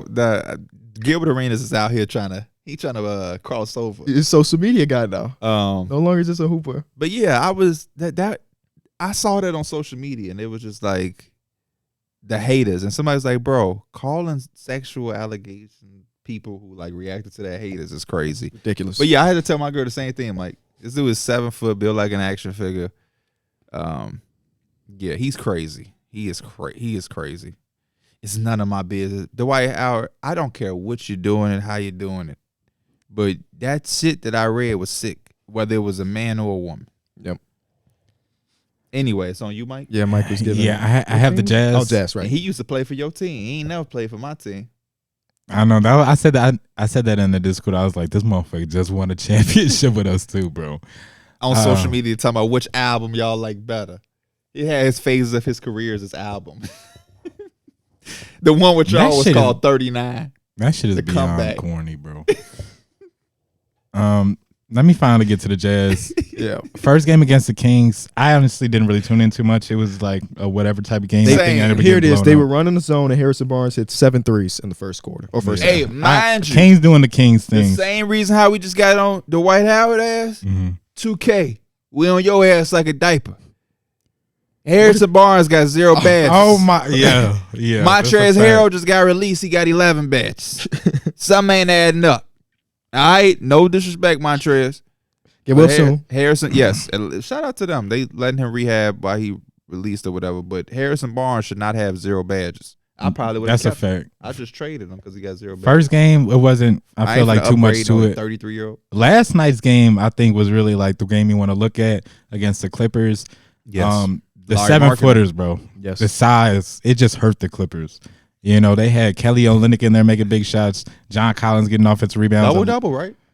John Collins, yeah. Larry Markin is still him. That's him.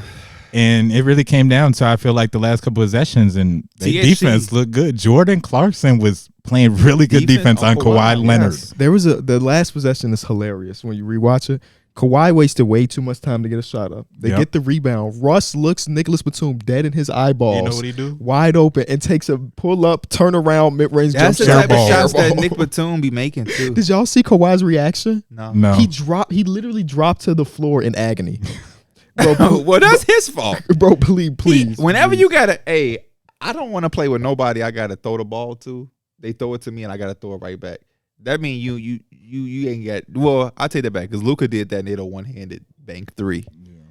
But yeah, when I seen Kawhi pass that ball, I had to get it back. I was like, oh shit, this should have been in Paul George hands, man. I need y'all to see this video though of him falling to his knees after, because I felt bad for Russ game too. I felt bad for Kawhi Leonard. I genuinely did. Because oh my God, why can I not find it? And it's cool I'm looking at it with the Jazz though, because their guys can step out and hit the 3. They can step out and shoot the ball. So a lot of times the other bigs, and for the Clippers last night, they started going small ball, but Zubac and also Mason Plumlee only had like 6 boards together. Look at the video, bro. Look at Yes. Kawhi in the background when the shot go up. He falls to his knees and he punches the ground. He fell to his knees when the law came. Sure. As soon as the shot went up, he knew. He knew. That boy is a basketball savant. Because he's pointing at Nicholas Batum like he's right there, and you looked at him in his eyes. The ball ain't even dropped. He just saw the trajectory of the shot and fell. That boy a basketball savant. He knew. He said that he got enough touch. Him and PG have looked really good though the 2 games. I don't want to hear shit from you. Why? Because I said I don't think they're going to win a championship. No, 7th seed. I'm just talking shit. Oh, I did have him in I'm just talking shit. Right though. now, they are the 7th seed. That's just what fans do to me. Yeah. I got a DM. You sleeping on the Magic? How? Because I analyzed them in my own way. Luke and John. Oh man, you're just being rude. Why? Because I have the Magic 12th. I'm supposed to have the Magic as a 3 seed. Hey, if the playoffs started right now, they be the 2 seed. And I would bet against them. Because who is the 7th seed? Detroit. Yes, give me Detroit. Oh, I think I'm good with the Magic. Cade Cunningham is in his Duffy. The Bulls are the 5 seed, baby. We out here, but I can't believe we really out here. Give me the Magic over the Bulls. I got $100 million on the Magic. The Utah Jazz is one of those teams that because of where they play in Mountain Time, they're usually starting at the end of the first slate of games. And then the last slate of games about to start, where you might be kind of tuckered out with hoops. So you want to take that little break to wait for that last couple games. That's how it was the first night because we was watching one game, and then I went to Portland Clippers, and they were kind of in the middle of that. So it was just like, yeah. Shout out to Utah though. The THC hit a corner shot late in the shot clock. He had a little stashy stuff night. Yeah, he shouldn't have made that shot. And he looked at the bench. I'm like, all right, THT, keep hooping in. 10 points, like 8 assists, had like 3 steals. I wanna sit down and watch him as the point guard though. I feel like through the 2 games, I haven't narrowly like watched their team yet. And I want to see how they've all been split. At some point, they got to make a decision because it's been him, Sexton, Dunn, Keontae George got a little run. They're gonna have to make a decision, I think. Yeah. Shout out to THC though. He's still only 22 years old, believe it or not. Would you like him on the Lakers, Mike? No. Okay. I can tell you 2 players I wish I had back. Alex Caruso and Brandon Ingram. Kentavious. Oh, over Brandon Ingram? If Kentavious. y'all had KCP and Brook Lopez right now, y'all would be decent. Y'all would be very. I mean, AD can run his foe like he always wants to. You know, who look good. I know we already talked about the Lakers. Game 2, Christian Wood was really good. In the first game, he didn't have no like crazy game, but I thought he did what he's supposed to do and like take advantage of like the smaller matchups he's got, right? Especially because not expecting that man to go for 20, not for 15. It's just like, can you hit your outside shot? Can you take advantage of a mismatch if they switch? And can you play a little bit of defense? Right, because he's one of those players historically that if he's not scoring, he's not impacting the game positively. But I felt like in game 2, he didn't have to really score for us to feel his presence, which is cool. All right, I'm going to go to the OKC Thunder, who look great. I mean, we know Shai Gilgeous-Alexander. This is not the first time we've seen him do his thing. But when I tell you, anytime this man wants to get to the basket, he can. And now that he's got some adequate shooting around him, it is insane. Lou Dort looks really good through the first 2 games. Yes. Again, not as good shooting the ball, but Chet allows them to space the floor when they really need to. Ousmane Dieng in this first game of the season hit 3 threes in a quarter. I'm like, where the fuck did this come from? So when you have a player, attribute upgrades. he definitely did. When you have a player of Shai Gilgeous-Alexander's caliber, anything is really possible. Yesterday, they were down by, was it 8 points or 3 minutes ago? It was something like that. Yep, and they came right back. And Shai was like, I got us. Clutch Player of the Year candidate through 2 games. First game, there was no clutch minutes. They beat the Bulls by 50. But I'm just impressed with, usually a team of that young don't have a culture.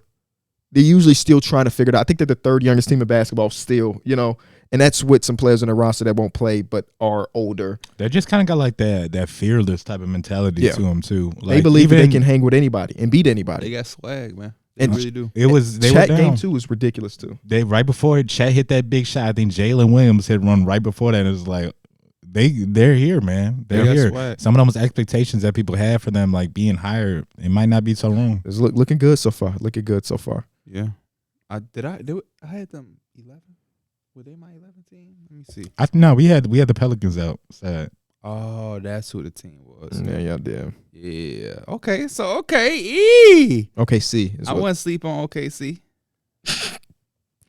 Right now they look amazing. So yeah, I told y'all. Well, I mean, the first game they did play the Bulls. So. The first game they did play the Bulls. That is a good point. I had OKC 8. Fuck you talking about? Fuck you mean? Hey, young gonna That's get on my favorite song, bro. Yeah, it is. He said it's just played every day, all day, so it's hard not for it to get caught in your head. But yeah, OKC hooping. Shai had that boy Patrick Williams looking like he was gonna have to have ankle surgery. Yes, a couple times. Don't matter who you put on him though. It's been shown year and year. Who would you take, him or Devin Booker? Not who would you take? Who's better? Fuck. Devin Booker's really, really good. It's like choosing a kid. No, who is better? I want to hear shit about your kid. Neither one of these are your kids. You don't even know what college they went to. They both went to Kentucky. Ooh. I thought you were going to say Kentucky State. Kentucky State would be crazy. They went to Kentucky State. I would probably still give a slight edge to Book. That's all I wanted to hear. It's the truth. It's the right answer. I don't know. I would say I was thinking the same thing because anybody that's saying Shai, I'm like, you right. A little off the ball. I guess you can work a little bit more off the ball. Shai had an off the ball 3 against the Bulls. Corner. I'm comparing the two though. I'm just talking shit. It was against the Bulls though. All right. Right. Anything against the Bulls don't count. Enough beating up on the Bulls. They beat themselves. My next team was the Mavericks. Mavericks 2-0. 2 close games. The Spurs gave them a run for their money. Luka Doncic is playing like an MVP. Yeah. He's playing like an MVP. 2 back-to-back MVP performances. I love it because he's on my fantasy team. Shout out to him. Got me 97 points last night. Darrick Lively in the first game. You obviously have He Luka. saved the game.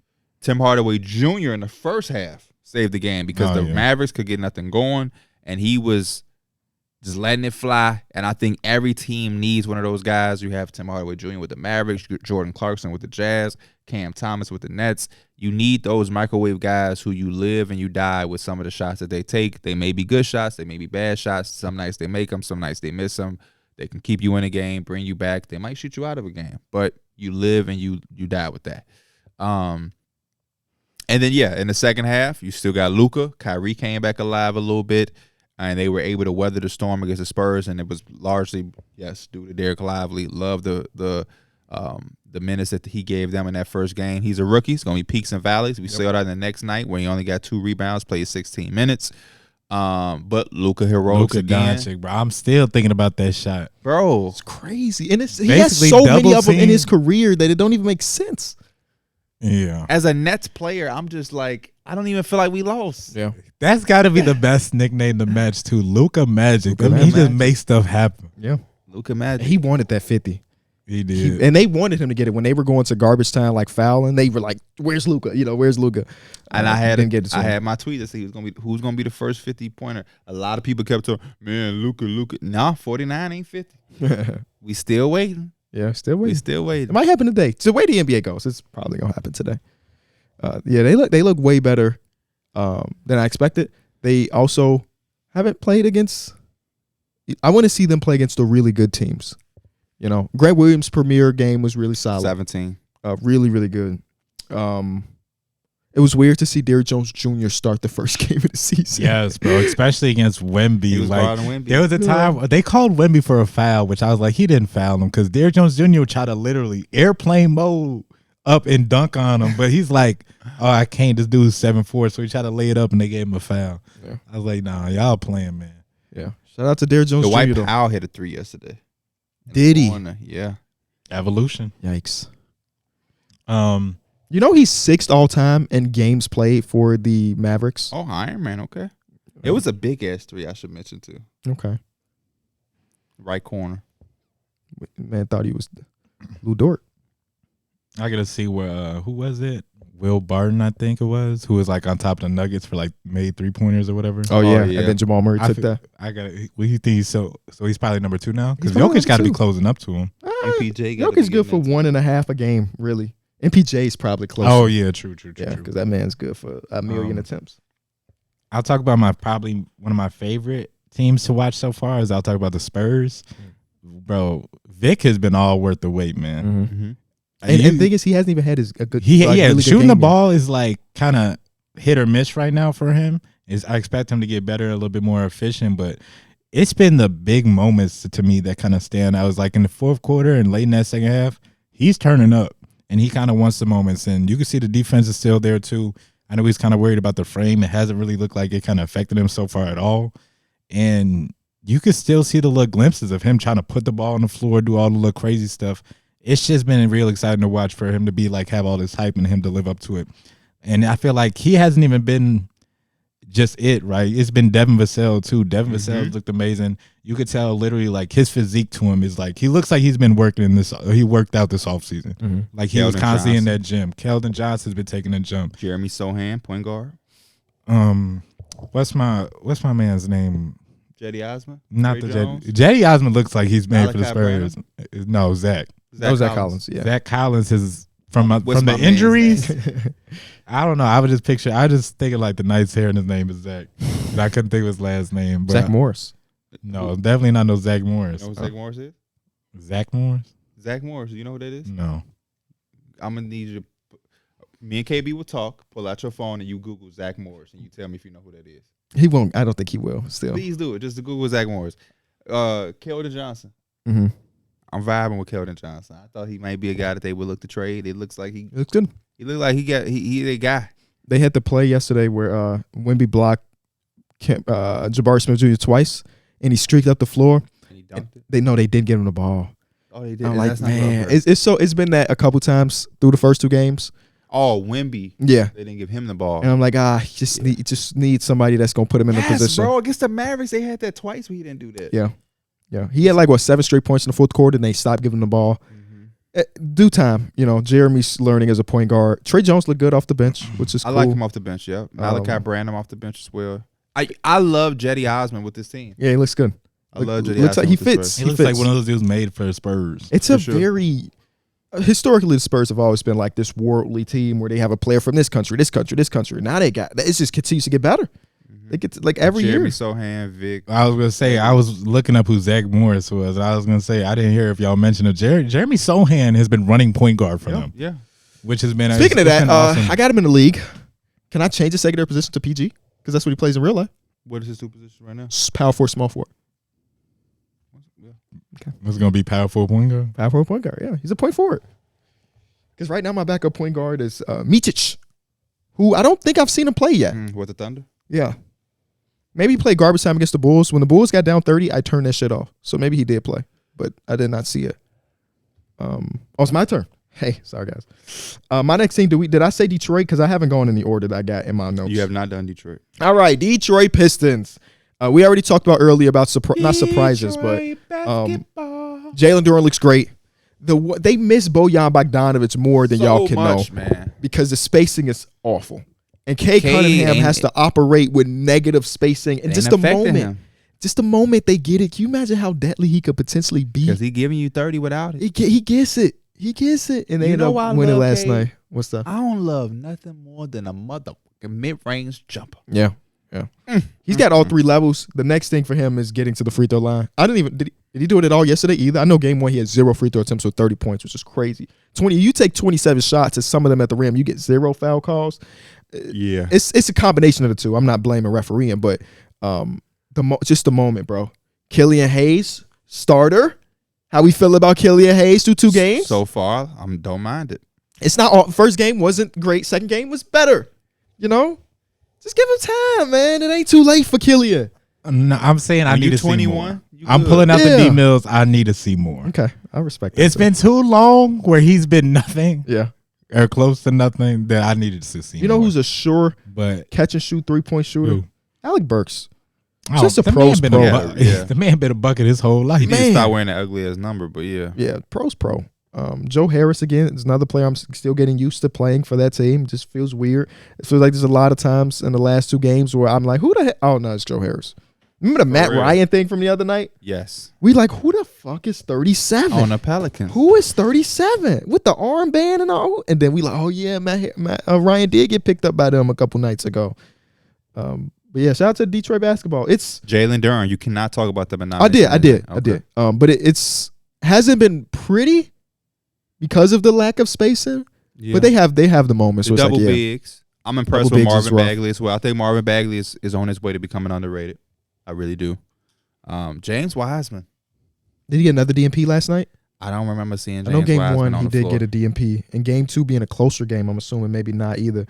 But they did say, hey, in the preseason, they're going to be battling for the backup position. And it seems like Marvin Bagley has won that. Somebody also told me. Another DMP coach's decision, by the way. Told me, don't look too deep into the Jaden Ivey thing once Monte Morris come back. And I was like, that's an excellent point. So we'll see. But yeah, Jaden Ivey, I'm a little worried. Yeah. 1 of 7 against the Miami Heat. Yesterday was a little better, but I'm still not seeing. Yeah, he ended up with 18 last night. 4th overall pick, man. Yeah. I think he cut his hair. He did. That was just like the 4-letter word. I'm done. All right, I'm done. I'm done doing it. I'm done. My next team is the Philadelphia 76ers. Only played 1 game so far against the Milwaukee Bucks. And I must say, I look at them in that game, how I did with my Knicks. We played well against the Celtics. This team played very well against the Bucks. Granted, it was the Bucks' first time together, but they were on the road. No James Harden, all the James Harden drama.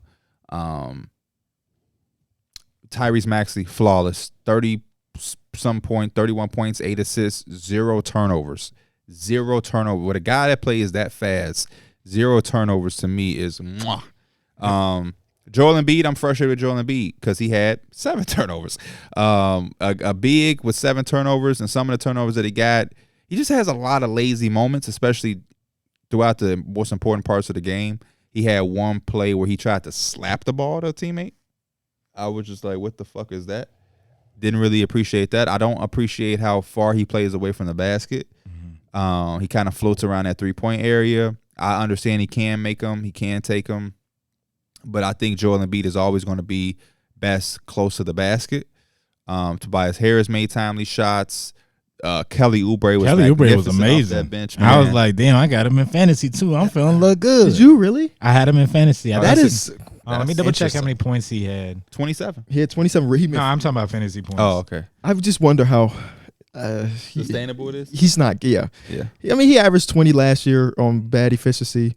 You probably get 15 a game for him, and realistically, he had 44 fantasy points, but you know our league is inflated. They had 30. True. They had 32 bench points. He had 27. Yeah. Our league is definitely inflated. We say like the numbers is like, what the fuck league they got? Darrick is our commissioner, so blame Darrick for the numbers. I don't know. I don't mind it because we all inflated. Fuck it. Yeah, right. It's not like his team is the one. But he also made whatever adjustments and didn't tell the league. And drafted. So he drafted maybe a team that fits the all double-doubles. Yeah, right. Josh Okogie had 30 fantasy points, but only had 10 points, 1 block, 1 steal, and one block, 1 turnover. So I don't even know how he got 30. Okay, off a mid-game. Let me look at something. I thought you were finna say he had like some blocks and steals. No. He had no rebounds? He had 8 rebounds. Oh, there you go. 10 points, 8 rebounds, a block, you said? Yeah, 1 block. I'm going to look at the league info. Right now, you get, for every field goal make, you get 2 points, but you get 1 point for a make. Negative point for a miss. So he had 10 points? You get 1 extra point if it's a 3-pointer. Did he have any threes? He had 2 threes. Okay, so that's an extra 2 points. So that's 12 points. At 1 point per rebound. That's 20 right there. And then 2 per assist. Do you have any assists? Let me go back. I just left. And the steals and blocks are both 3s. Oh, there you go. He's probably had like. And then you get another extra point just for your total points.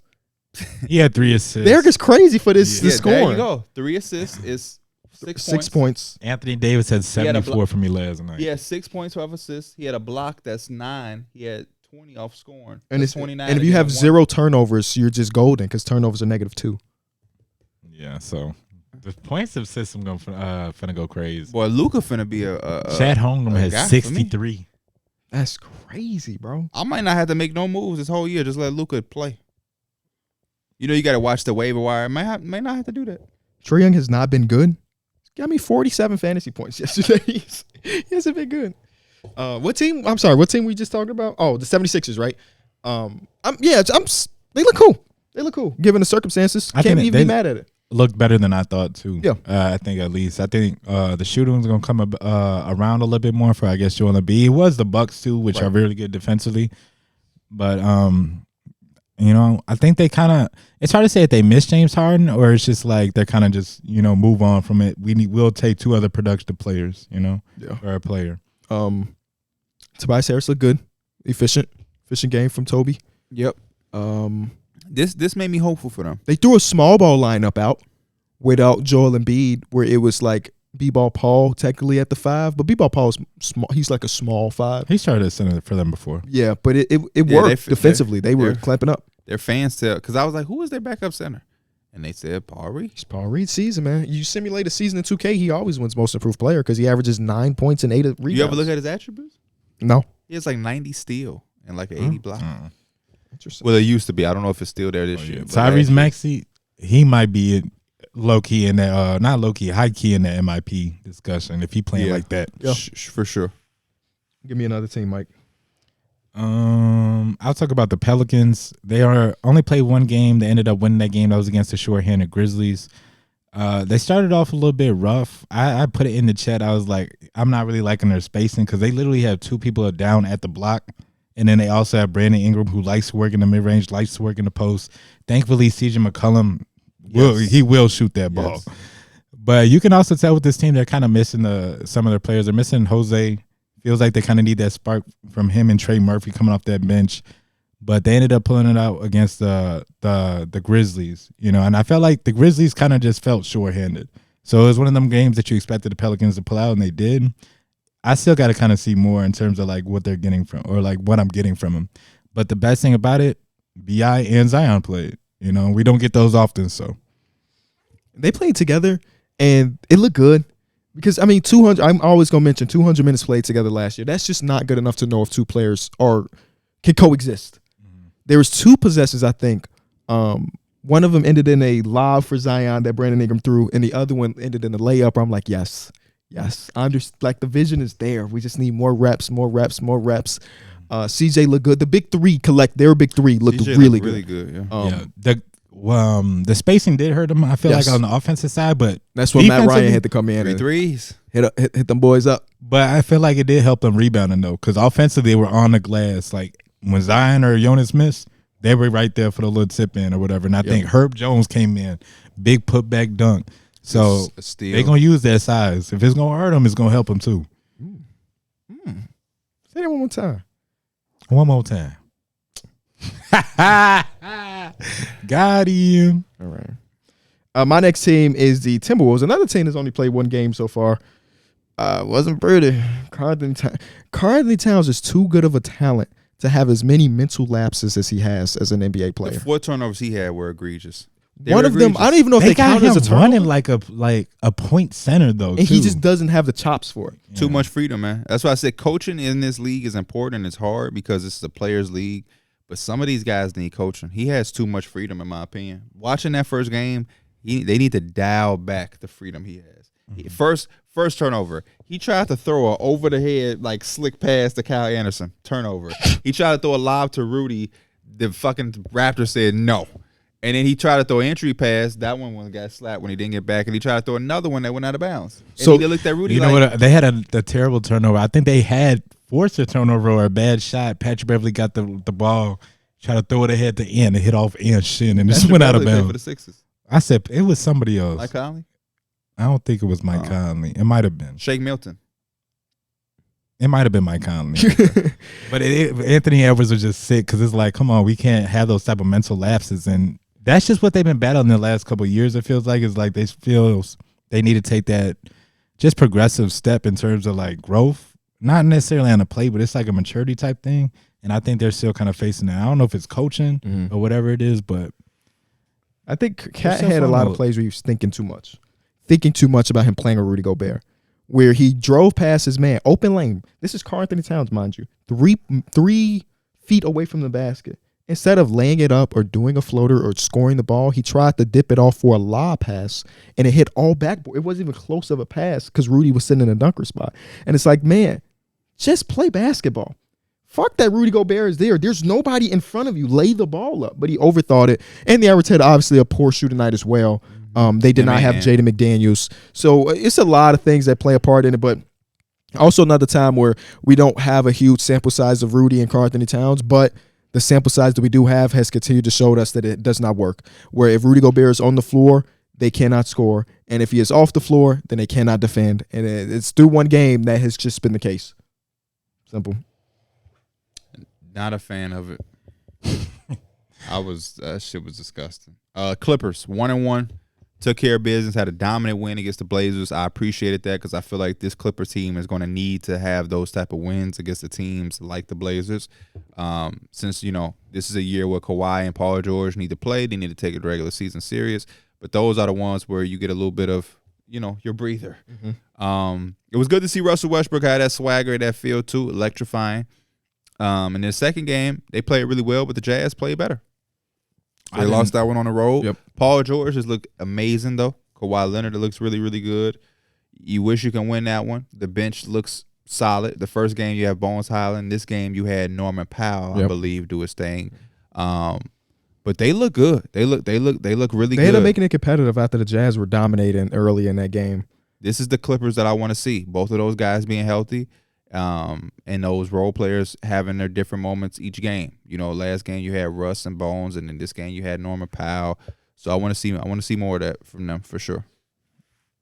I just said that small ball lineup is not going to be as good as it was with like players getting a little bit older and things like that. But the Jazz also just had so much size in them. It felt like they got killed on the glass. Yeah, absolutely dominated. Last 2 minutes of the game, I think the Jazz had probably 5-6 offensive rebounds. Lowry had 2-3 by himself, just tipping it to him. They couldn't get the rebound. And it's like John Collins got offensive rebound. And then they closed it out with the big. Oh no, Russ ended up kicking it out or getting the rebound. But it's just they're really good at like. No, we're back on the Clippers. My bad. I was about to go on with the Jazz, but I don't know. I'm not getting the best feeling, but it's good to see that Paul George and Kawhi are hooping. I still feel like they got some work to do. Yeah. Would you take them or the Lakers? Would I take them? I feel like both teams still got a lot of work to do. I would go Lakers though. I'm surprised it took you so long to answer that. Bro, the Lakers have not been playing their best ball. No, I was just thinking about your fandom more than anything. I mean, I try to be realistic sometimes. Sometimes, yeah. Sometimes. Every blue moon. Yeah. Every 7th episode. Because that really had you more 6th man of the year. Oh, fuck. That shit, boy. Hey, let them get hot. That's Terry Rozier top 10 point guard. Hey, not all your takes gonna hit. Yeah. Oh man, that I don't know. It wouldn't be my first bad take. Wouldn't be my last. So that ain't even gotta move on. Bad is an understatement. He's a scorer that comes off the bench. Is he? He does half of that thing. Oh, he okay. takes Okay, shots. word. They gonna start falling soon. Okay. Oh, yeah. They gonna start falling soon. I That's hope what so. happens, man. Because the game is gonna open up a lot more for That's the team. what the game is. Okay. What's your next team, Mike? I have the Warriors too, so I'll go with them. Mm-hmm. The Warriors have been, they've been all right. Steph Curry has still been amazing. So I feel like that's probably the biggest highlight that they have. I think that the bench is coming or is better than it was last year. I think Kuminga is taking a small step.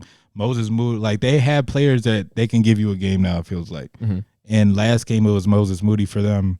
They ended up losing that game, but it's just like you like to see what like them hang in there.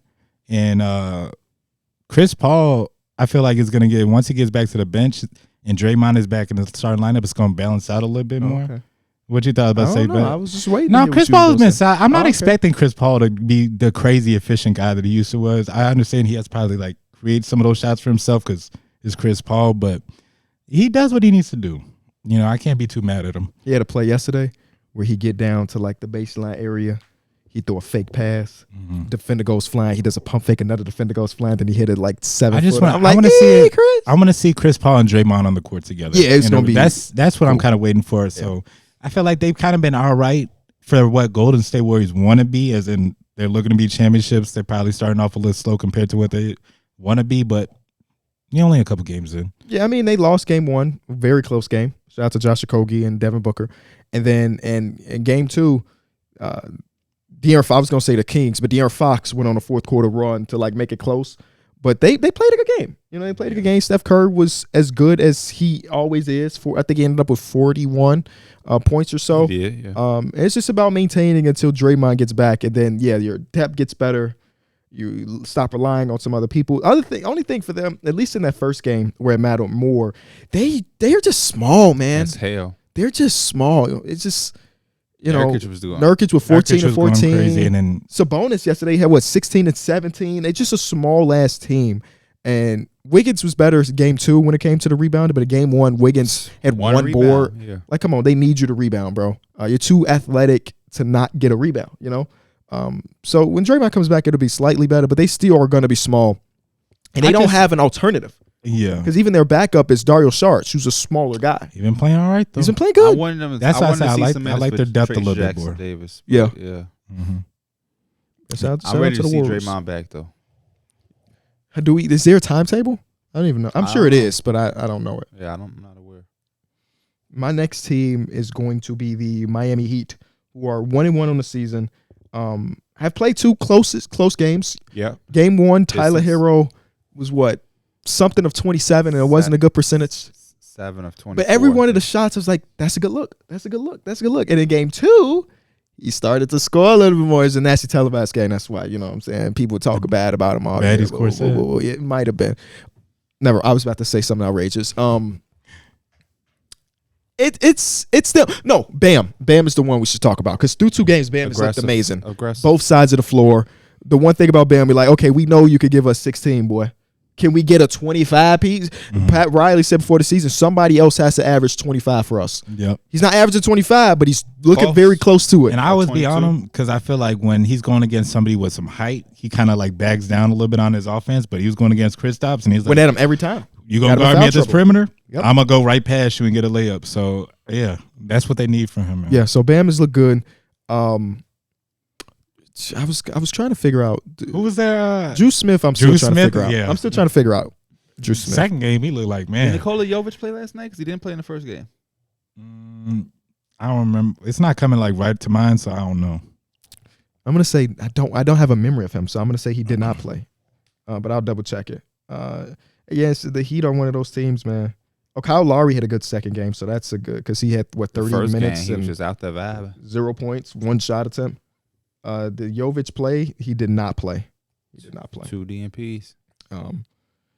So yeah, Drew Smith might be the guy. We thought it might be Jamal Cain. Didn't really play much. They were Highsmith. Yeah, Highsmith doesn't play. Another DNP for him too. These guys will come alive in the playoffs. Yeah, right. Go get a contract. Yeah. Next team. The Suns. I had the Phoenix Suns. 1-1 start. Really impressive win against Golden State. Devin Booker was phenomenal. MVP performance, if you ask me. I think he separated himself at his position by just showing how deadly he is. I love a guy who can score the ball as good as he does within the flow of the offense. But then he killed them in the second half to close the game with his passing. Weaponized that passing, and it opens up so much for you. And he just had a great game, man. Epitome of what you want from a shooting guard. Scoring, getting easy buckets, and throughout the stretch of the game, the easy buckets allowed him to have some momentum and some swagger to start hitting tough buckets. And then the tough buckets made the defense have to look at him on every single thing he did. And then he started to trust his teammates. He had to kick out to Josh Okogie on the left wing for the 3. He had to dump down to Nurkic. He had to pass to Eric Gordon. These are all 3 key plays that helped them win that didn't involve him scoring. Dude is a ball player. And he got the headband on. Yeah, I like the headband. Yeah, I like the headband. The The fadeaway on Steph, little boy. In the first half, he was going crazy. And it's like, man, I counted him get 4 fast break easy layups. Yeah. Easy layups. Because, hey, next thing you know, I'm going to be hitting the tough shots too. And it's like, now I got 30 of them things. He hit some tough shots, but he had some easy. He finished very well. I loved his finishing in that game. Second game, obviously no D Book, no Bradley Beal, so you and your Lakers were able to get that W. Y'all had to grind it out. I was proud to see y'all close that out. You got to give KD a lot of credit. Yes. Every time he touched that ball, 5 bodies. 10 eyes on him. It came and bite him in the end, though. He took a lot of forced, tough shots. At the top of the backboard on one of them or something. That was tough to rough. close out. But he was out there by himself. So far, Had Josh to be Okogie. gassed out there. Josh Okogie has been big for them. I love the fit with Nurkic. They are vulnerable on the inside, though. Keita Bates-Diop did not play in the first game. Did he play in the second? I don't remember seeing anything from Keita Bates-Diop. If he didn't play in the second, that's a little disappointing to me because obviously they're down more people. If he still can't crack the rotation, he did not play. Damn, bro. I thought he was definitely going to be a guy that was going to get 20 minutes a game, and maybe he will eventually. Josh Okogie is the guy. But yeah, Josh Okogie looks really good. 30 Yuta minutes. Watanabe. Yuta, the shooter, was out there. He ended up 1 of 2 from the field. And Jordan Goodwin. Jordan Goodwin was giving y'all the work. I was about to say, yes. KD Bro, trusts y'all him. just reminded me. I was like, Devin Booker took over Jordan Goodwin's body because the shots he was making, they was looking Devin Booker as he was getting to the line. He was Remember getting to you the was spots. like, he might be the guy to get cut. Yeah. Yeah. No, it Too many like guards. He's actually gonna Nope, be. he's He one of needs the to guys. stay in that rotation. Yes, he honestly. does. Over Saban Lee, over a lot of people. Bobo, still 0 minutes on the season. Yeah, I seen him with the warm up on whole game. Yeah. He did a nice interview with BR the other day, though. I thought he was way better on camera with them than with us his rookie season. So he's grown as an on-camera talent. Shout out to Bobo. Shout out to Bobo. I love to hear it, man. Shout out to Bobo. Look quiet there. I also had the Celtics, who have been looking really good so far. Able to close out their 2 games. Kristaps and Jrue Holiday look like they've been worth the acquisitions. Yeah, that class lasted way longer than Chris Yeah, Stapps. Celtics have to I was be going to mad. stop till he said Chris Stapps. Celtics have to be glad that not glad, but they have to be happy that they ended up losing Marcus Smart and ended up losing Robert Williams, and they were able to kind of get that production right back with Jrue Holiday and Kristaps. Jrue Holiday has been locked down on defense. Him and Darrick White are definitely the best defensive backcourt in the league. They had in the second half, they had both like damn near back-to-back chase down blocks. First it was Drew Holiday, then it was Darrick White with a big chase down block. And then also we seen, I think it was against who they played the first game? My Knicks. They had y'all had a chance to tie it up, I think, or at least I think it was to tie it up. And Drew Holiday was on Jalen Brunson's ass. He made him take a tough ass shot. He was on Julius Randle ass too. Mm-hmm. And despite the size difference. And then we talk about Kristaps. Man, offensively been doing his thing, and then defensively he's blocking everything. Second best player on the Celtics. So I think they got to be in a really happy place right now. Darrick White. I love Darrick White. Yeah, I do. He ain't Kristaps Porzingis. The only thing that That's why that salary different. only thing I still got noted down for them kind of is just like you can talk about the bench production. Al Horford provided some good minutes for them to kind of close the game out when I guess Kristaps was a little in foul trouble, and also it just seemed like Al Horford was playing a little bit better defensively, but they only have like 20 points for the bench. Only has 20 points in the first 2 games, and the Celtics scoring like 100 points a game. Wow, I didn't notice that. Yep. So I think the first game they had 12 points. Second game they might had like 8. Man. But other than that, I think they talked about it in the first game. The commentators are saying it's always at least Drew Holiday out there with them. Jason Tatum out there. It's always one of the starters in with the bench people. Yeah, Tatum has been great. Mm-hmm. MVP. Darrick White, again, I cannot believe ESPN put out that article, top 100 players in basketball, and Darrick White was nowhere to be named. Yeah. Like, there's no way you could think about his defensive impact. Do your job. And then see a game like yesterday. And his yesterday game is not the norm. I don't want to seem like that's what he does on a normal basis. But he's a top 100 guy. But he's 100% a top 100 guy. And the fact that he did not get mentioned is crazy. Yeah, I didn't recognize that their bench had been that subpar. And it's more so like points production because eventually starters can get gas over the course of a long season. Nobody. They play Peyton Pritchard. They play Peyton Pritchard, Al Horford, Hauser, and then one more guy. I think O'Shea Brissett. O'Shea Brissett. And it's just when did he didn't play against the Knicks? He played in the second game. He did. He played against the Knicks? He did. He played minimal minutes. Yesterday he played way more, and he looked good in those minutes. They got Bannon too. Has Bannon touched the floor at all? Or the 2 DMPs? Who? Bannon. Delano Bannon? Oh, no. I was hearing Ben. I'm like, Ben. Yeah, I heard Ben too. Oh, no, Ben Delano has not touched the floor. No. Yeah. Mr. number 45. They have Luke Cornett too. He didn't play. Drafted pick number 46. Jared Walsh hasn't. I didn't realize that. Jared Walsh hasn't touched the floor yet. Yeah. Luke Cornett played with Porzingis. My high Luke ain't touched the floor. You Lamar Stevens ain't. Yeah. You ain't add the. Yeah. There you go, Luke. What college you went to? I could not tell you. Kansas boy. Yes, sir. But yeah. Second game only 6 points. Yeah, I didn't even recognize that. Okay, so my next team. Only 9 fast break points last night too. We're getting towards the end of this. The Toronto Raptors half-court offense is as dreadful as I've seen. And Darko Richard was supposed to come in and help it be more free-flowing and stuff where the Bulls just packed the paint. And that was the way. They had Gary Trent Jr. out there chucking up shots or trying to make it, spread the floor a little more. They just don't have it. The good thing I can say is that Scotty Barnes, of course, looks really good. We're in his 22 points, 10 rebounds, 10 assists. A lot of that just happened with him having a smaller guy on him. Like, I got Kobe White. Give me the goddamn ball. I'm just bigger and taller and stronger than him. I'm going to get my buckets. And they're able to take advantage of those mismatches. But when it's not going and if the fast break points aren't going, they're not scoring. Mm-hmm. And that is something that they don't have an answer for right now. It's not like they can just switch one thing and now the half-court offense is going to be good. That seems like something that's going to be the same problem as it was last year. So if we're still going into the same problems regardless of coaching, then it's the personnel. And you got people like Pascal Ogianunoby and Scotty Barnes whose skill set are similar. Not the same, but very similar. And a lot of that isn't catered towards having half-court baskets. Another team that feels the same is kind of like last year. Yeah. Like, we already know they're going to find their way on the defensive end and causing turnovers. Like you said, getting on the fast break. But the offense is still not there. Dennis Schroeder has been like another addition to he's been good and the defense is there, but it's not really helping them stretch the floor like they need to. Yeah, they just don't have good spacing. Don't have good shooters. I do appreciate the aggression of Scotty Barnes though. Mm-hmm. He has a shot. He's taking it this year. Yes, he is. He hit a big 3 in the fourth quarter last night. That was not 3 seconds left on the clock. He stepped into it comfortably and hit the 3. I'm like, that's Scott. In the first game, he created a shot in the mid-range against the Timberwolves. I was like, okay. Man. Okay. But I'm just curious about if their season continues to go like this, where they might be bordering 500. What do they do at the deadline?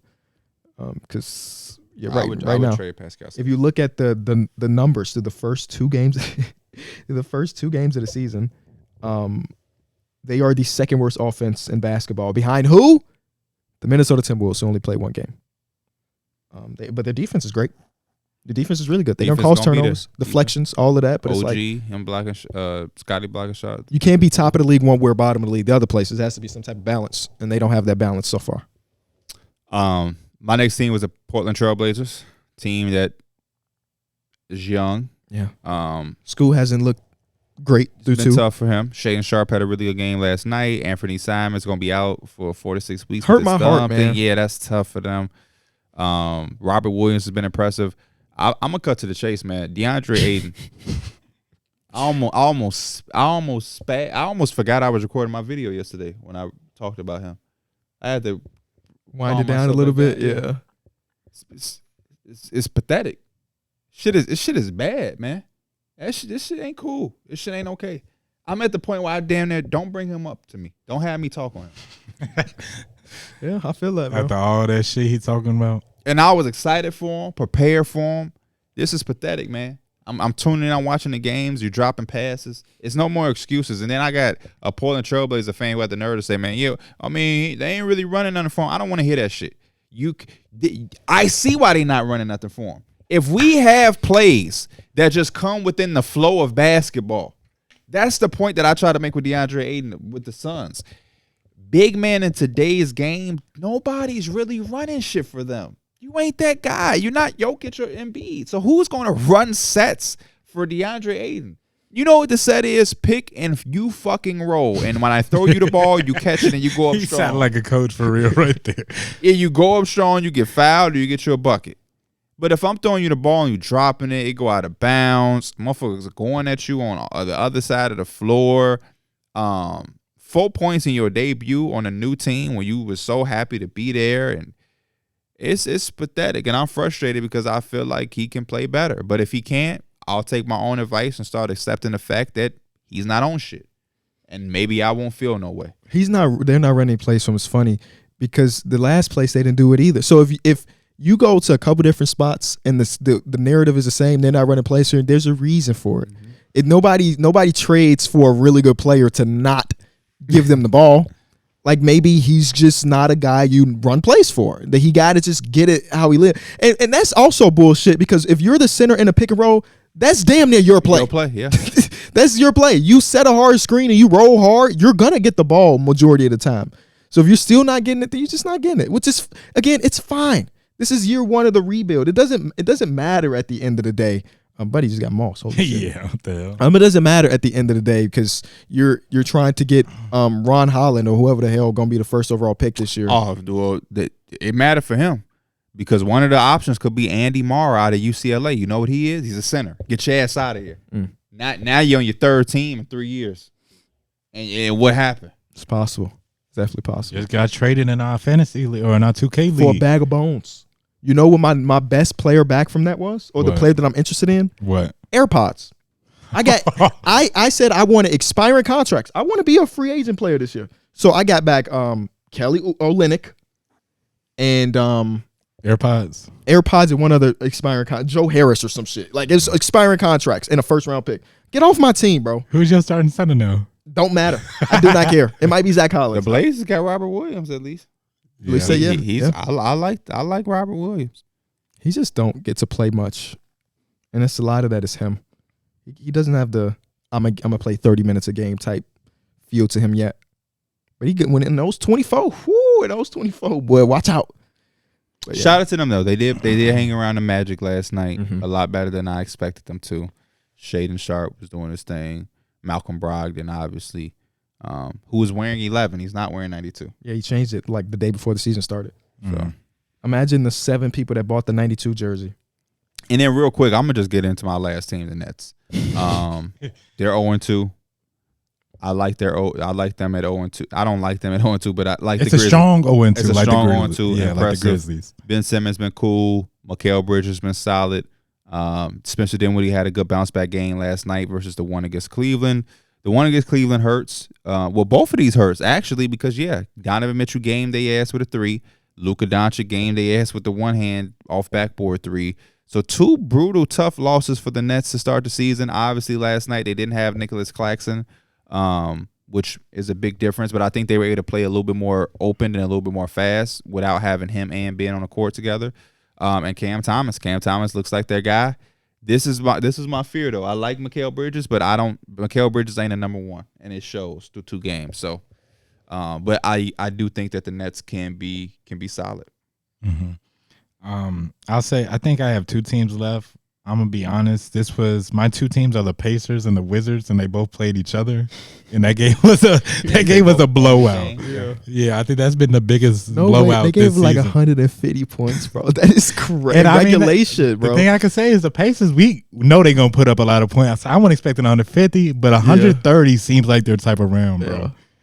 Yeah. The Wizards fans was in my mentions like, man, Kenny, we sad. Like, bro, what did you traded away Bradley Beal and Porzingis this offseason? No way you thought y'all were gonna be good. And it's only game 1, too. But there's nothing about it started off with some hope too, because the Wizards were pretty good, and then like the Pacers didn't like catch on yet. Like they were starting off slow, and you were like, okay, maybe the Wizards can hang around. Once it got to like the second half, no, it was 20, nothing less than 20 points. Yeah. The Pacers scored 30 points in every quarter. The lowest scoring quarter was 33 in the fourth. And they had the bench units in at that point. Andrew Nembhard had a double-double. Just off the bench, 11 assists, right? I watched that game and I was like, man, I'm mad y'all trading Buddy Hield. I kind of like this team how it is. Yeah. Mm-hmm. They run, they gun. Jalen Smith made threes. Miles Turner had an incredible play where he ain't do shit but run the floor hard, and it just opened up something else for somebody else to score. And I just love a team that's all on the same page. This is what we're trying to do. This is what we want to do. We all bought in. We all want this, and we all going to play with the same type of identity. You know, it's always tough when you got like a team that's trying to play fast, but then you got this slow-ass player who want to play slow, or you got this team that wants to play slow, and you got this person that wants to play fast and out of control. But to have an entire roster that fits exactly what you want to do, Obi Toppin, Bruce Brown, Tyrese Halliburton, Nembhard, like they all, Benedict Mathurin, they all have, you know, this identity that they want to play fast, and I like it. Jordan Poole, some of the mistakes you made, brother. Nope, can't do it no more. You're the face of a franchise. I know it's gonna be growing pain. This is a year of development for him. This is he has to develop this year and get that shit out of his system. He takes a lot of shots that I think are going to be there. He took some egregious 3-point shots early in the shot clock, just like I bring the ball up, step back 3. Didn't even consider if we had any other option. It's just like I can do this, so I'm gonna do it. He finished really well at the rim, but he was 0-6 at 3, and the threes he took didn't like him. He had a couple shots that were just like good looks, but he missed. But then he had some others where I'm like, bro, you don't have to shoot that shot. You're the guy. You can get that at any time. It ain't like Golden State where you probably feel like, oh, I got to hurry up and get my shit off before Steph come back in. Steph ain't coming in. You don't have to do that, bro. My last team is the Sacramento Kings. Beam is lit yesterday. Not yesterday. First game. Sorry. First game, Beam was lit against the Utah Jazz. Everything is exactly the way it was last year through 2 games. De'Aaron Fox is still clutch as hell. Even again, they lost yesterday, but I think he had 19 in the fourth quarter or something along those lines. Sabonis is still bruising. Wanting to see Keegan Murray do more, but again, it's 2 games through the season. In the first game, Harrison Barnes had 70 points. It felt like so. It's like it was Harrison Barnes' night. Kind of disappointed in Davion's like lack of getting better through 2 games, but again, just 2 games. You know, 2 games. I still feel pretty good about the Sacramento Kings and their future prospects of what they could look like. I think it might have been overplayed about how everybody got better around them and they didn't get better. Continuity is better, and Sasha Vezenkov is better. You know, better than what? Not having him. Jump shot is not pretty, but if it go in. Oh, I gotta check. I seen Sabonis take a 3, and I'm like, he needs to take more of those. I think he took 1 last night, maybe 2. I know he took 1 in the first game. I don't remember if he made it or not. He's on my fantasy team, so we rooted for Sabonis even harder this year than any other year because we want to win this year. It's been a couple days of basketball, and I feel like this has been like amazing. Yeah, you know what I'm saying? Like, you think you're gonna get burned out? No. I'm changing the way I'm watching now. My homie had a birthday yesterday, and I was at the watching games because it's just I need it in my system. Yeah. I'm no longer doing. I'm gonna try to watch every game. That's bullshit. It's impossible. You're not gonna learn anything from You it. literally can't. So You can't. I'm gonna pick a few games every night, watch those games, and the games that I do not watch, I will get in the morning. Yeah. And do it that way. No, that makes it. No, I kind of felt like I've been in that same realm, especially with teams that I feel like I've always kind of watched or like I already got a good grasp on. It's like I kind of want to watch this team because I want to see what they're on. Yeah. You know? The problem with doing that though is like the one thing I hate about it is that you're gonna pick the wrong game. Yeah, that's You what gotta I pick was the like. wrong game, bro. Sometimes I feel like it's you miss stuff. Yeah. Which is like impossible not to, but it's just that's what makes you feel like, man, I gotta watch every game. I gotta watch every this. But I guess Twitter gonna catch you up if not anything. Yeah. Yeah. You don't even really have to watch basketball anymore. I mean, do it, please. But if you just open X or Twitter and just scroll, you're gonna get the experience of what's happening, whether it be through highlights or just people tweeting. I know. I missed the Zion dunk, and then not even 10 seconds later, I just scrolled up. I seen the feed, and I was like, "Oh, there it goes." Some people are so fast with it; it's unbelievable. That's the part that I wish I knew how to do. How to get the clip real quick. Because I see shit, but I got to tweet about it. But if I put the clip, I'll probably get a lot of more. So this is one of the methods. Watch it on your computer. Have OBS on a display capture. Watch the game. If something crazy happened, rewind it, hit record, get it recorded, stop the recording, and upload it that way. What about this? Because I was thinking about this. Watch the game, but then you also have NBA.com up with the game and the box score, and you got the advanced box score. You could click on the bucket you just got. I think you can't do that because it doesn't upload to after the game. Okay. Which, I wish it was in real time. Because I was like, how the motherfuckers getting? So, OBS. OBS. OBS is probably the wave. Or Streamlabs. I'm a Streamlabs guy. Oh, okay. What about you? Are you an OBS guy or are you a Streamlabs OBS guy? right? I'm a Streamlabs guy. Really? You used to be OBS though, right? I did used to be OBS. I guess I'm just old. Because Streamlabs didn't exist when I first started that shit. So I just didn't know like OBS. Streamlabs at first, but I think I made the change a long time ago when I was having a bunch of problems with OBS or just my computer in general. Right. And then I just never went back. Yeah. Yeah, I'm just a Streamlabs guy since day one. Okay, I'm gonna have to dig into it because OBS is fine actually. It's the same thing. Yeah, it's literally the same thing. I think Streamlabs is more catered to streaming by far. Oh yeah. Far. Yeah. I be wanting to stream. I just can't do it. I just don't have the time. I think I might stream today. We might go over the Luka thing. I want to stream the big performances. That's why I'm itching for that 50 one. Yeah. But 49, fuck it. We went over Devin Booker. He was phenomenal. We went over Shea against the Bulls. Phenomenal. Who else we go over? Anthony Davidson. I didn't see any more memes at the game too, so that's a positive. What are you at, 30? Yeah. Yeah, man. I'm definitely not drawing it, man. My video did great numbers for me. So I ain't. What was the title of it? First impression for all 30 NBA teams. Oh, okay. What was your least favorite team you talked about on there? The Portland Trailblazers. Oh, that makes sense. Yeah, I did a video very similar. I think I called it overreacting to every NBA team.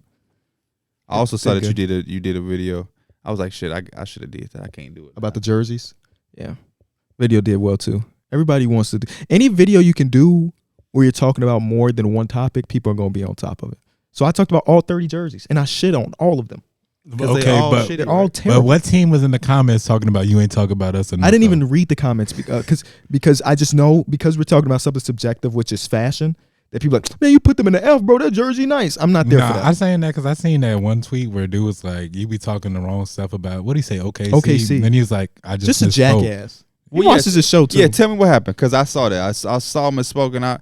Then I'm like, I can't. On my podcast, I said, people are thinking that OKC is going to take a jump, which I understand. Like they got talent and everything. But we're talking about a team. I think I said talking about a team that was outside the play-in. What I meant to say outside the playoffs. But to him, that was his 9/11.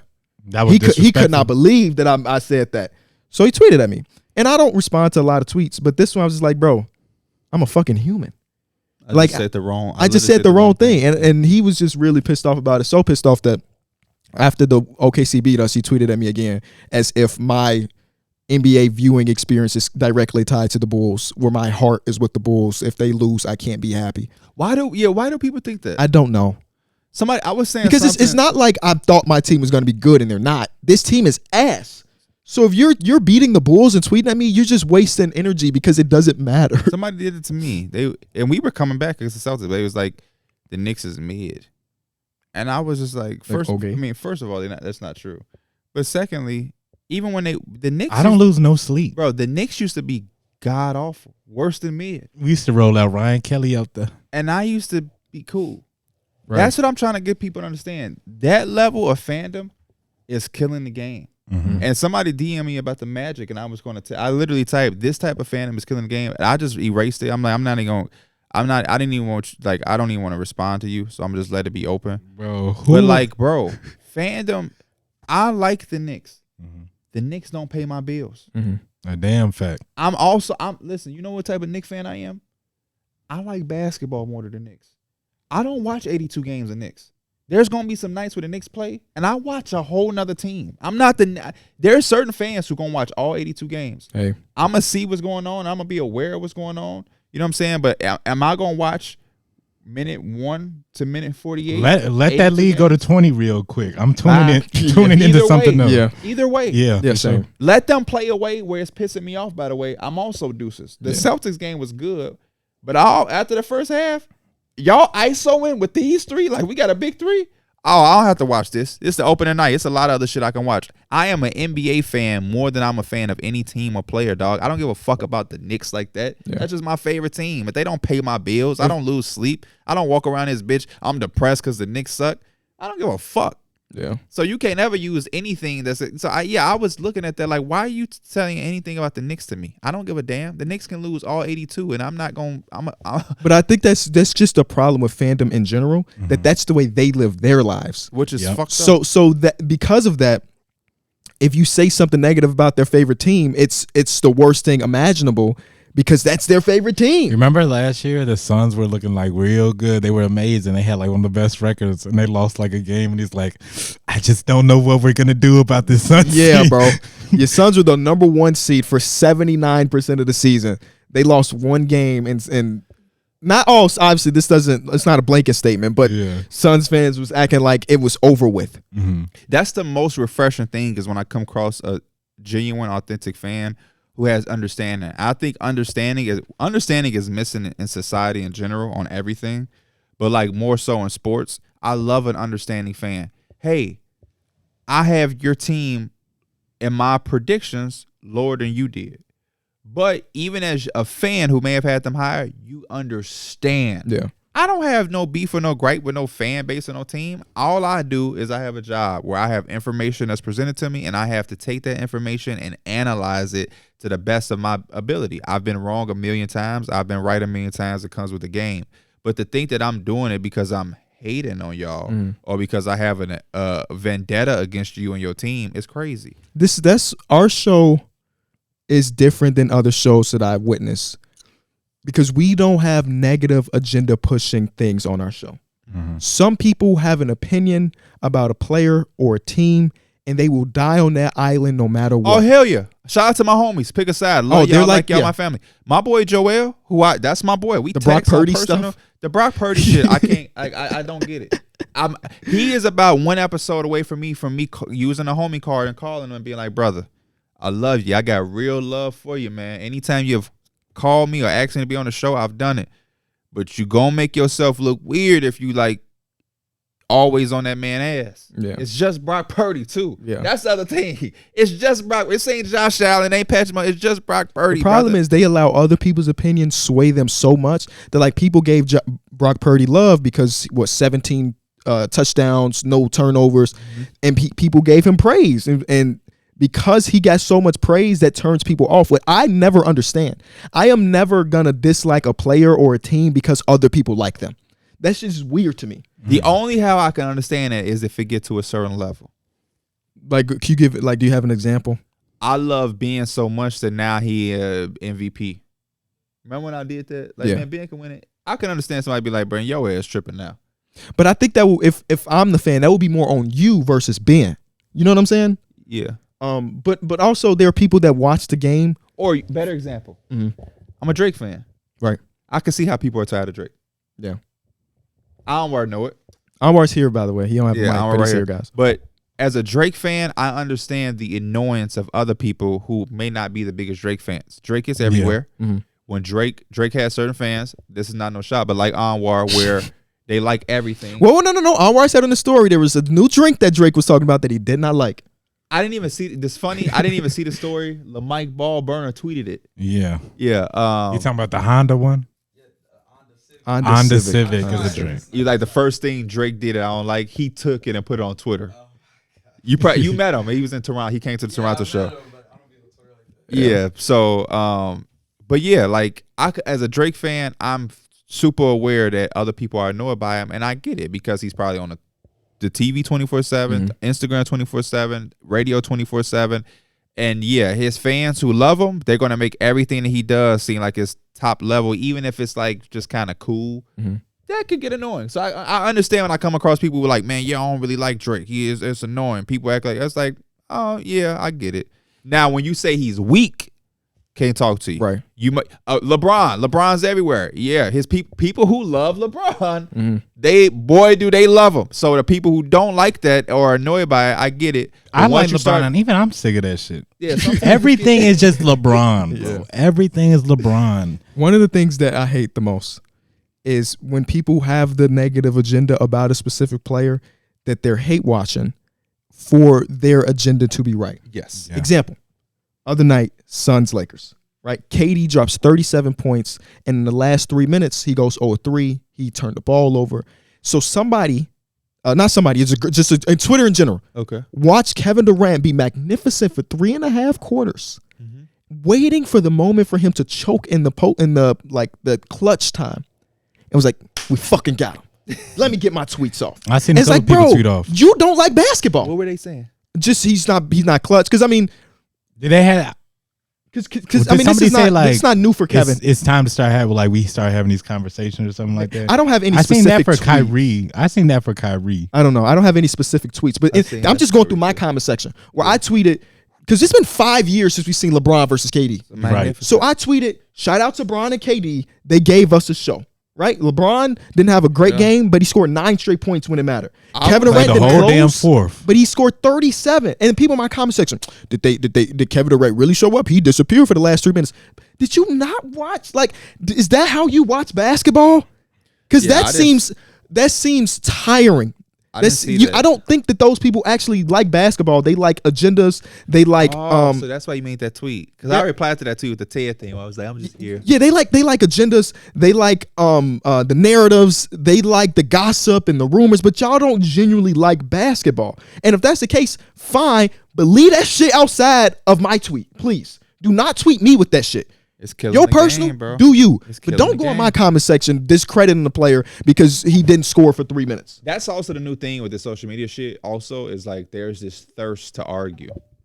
Yeah. Because I made a tweet where I was like, the James Harden shit, they denied him on the plane, and I was just like, this is getting crazy. And then a dude directly get in my comments, well, why should they let him play?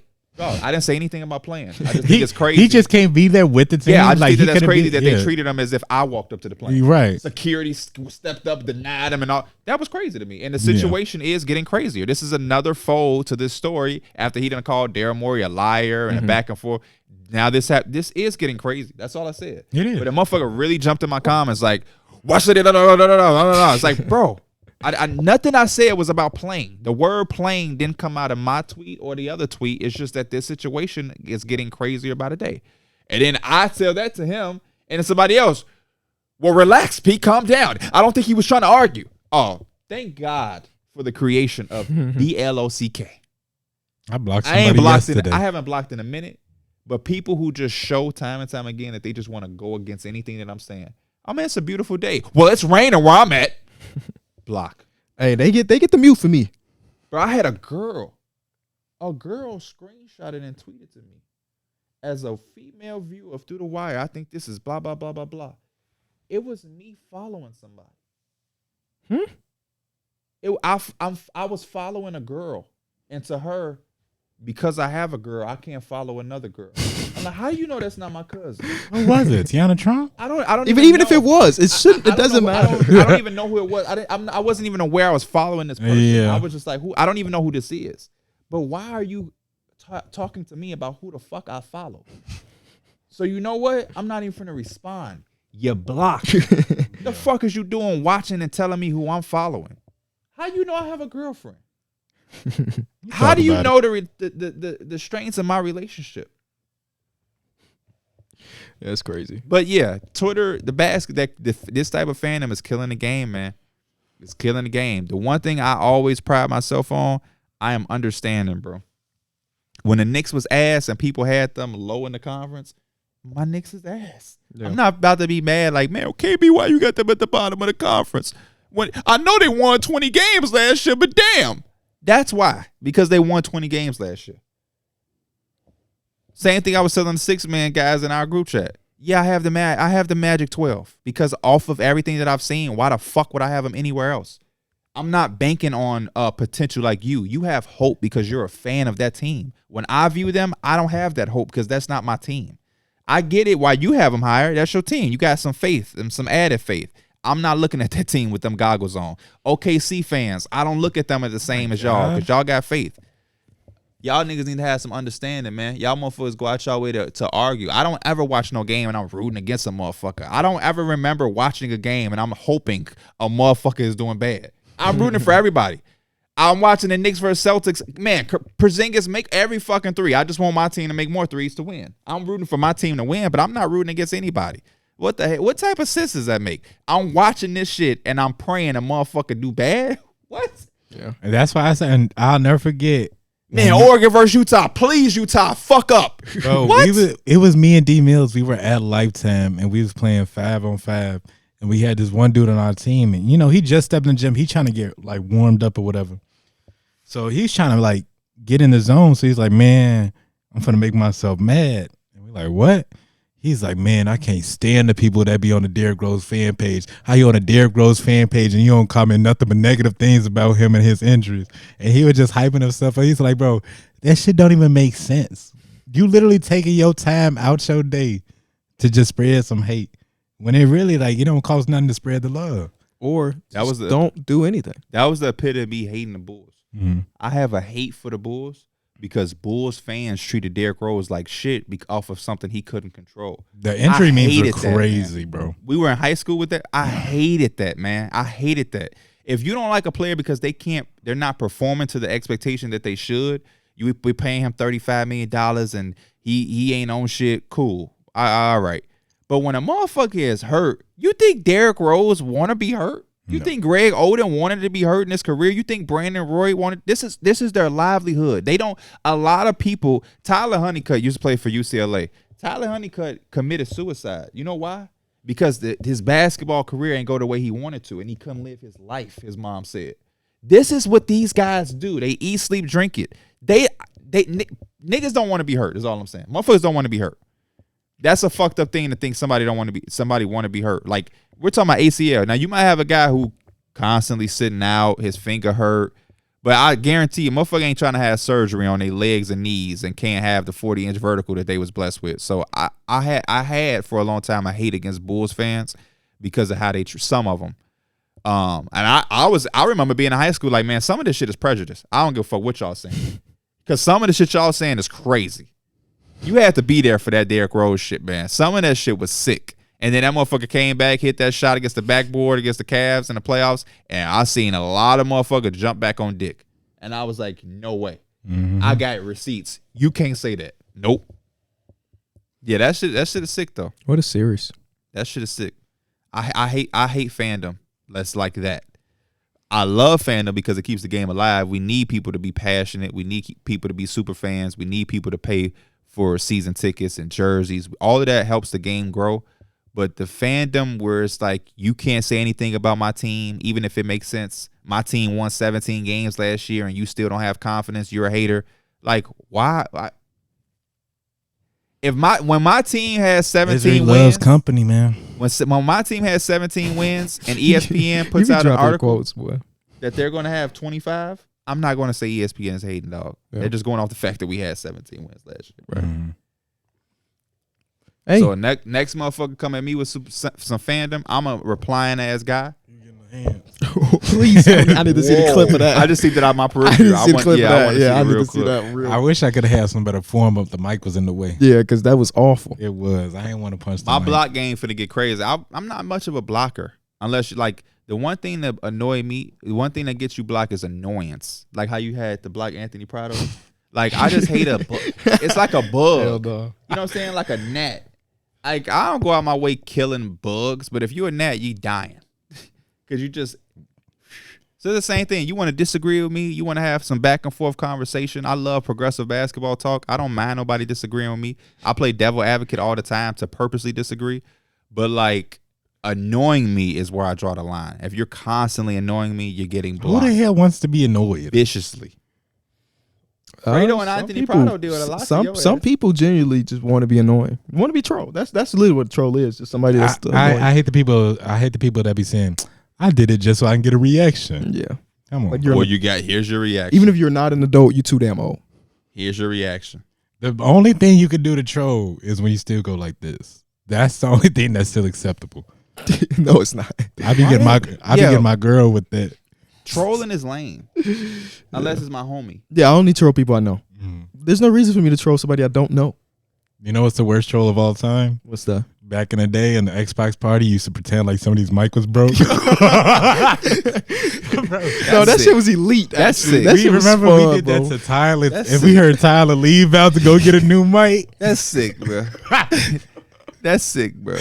Because you were even like, hello, can y'all hear me? And like, did Tyler join or no? Because he's definitely he was like, "What the hell? Why are you gonna join and not say nothing?" And the whole time he's like, "Y'all do not hear me." Like, dog, what the fuck?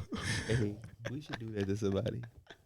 That shit Who gonna should we piss do them. that? I don't know because everybody watches the show. Kyron watches the show. Terrence watches the show.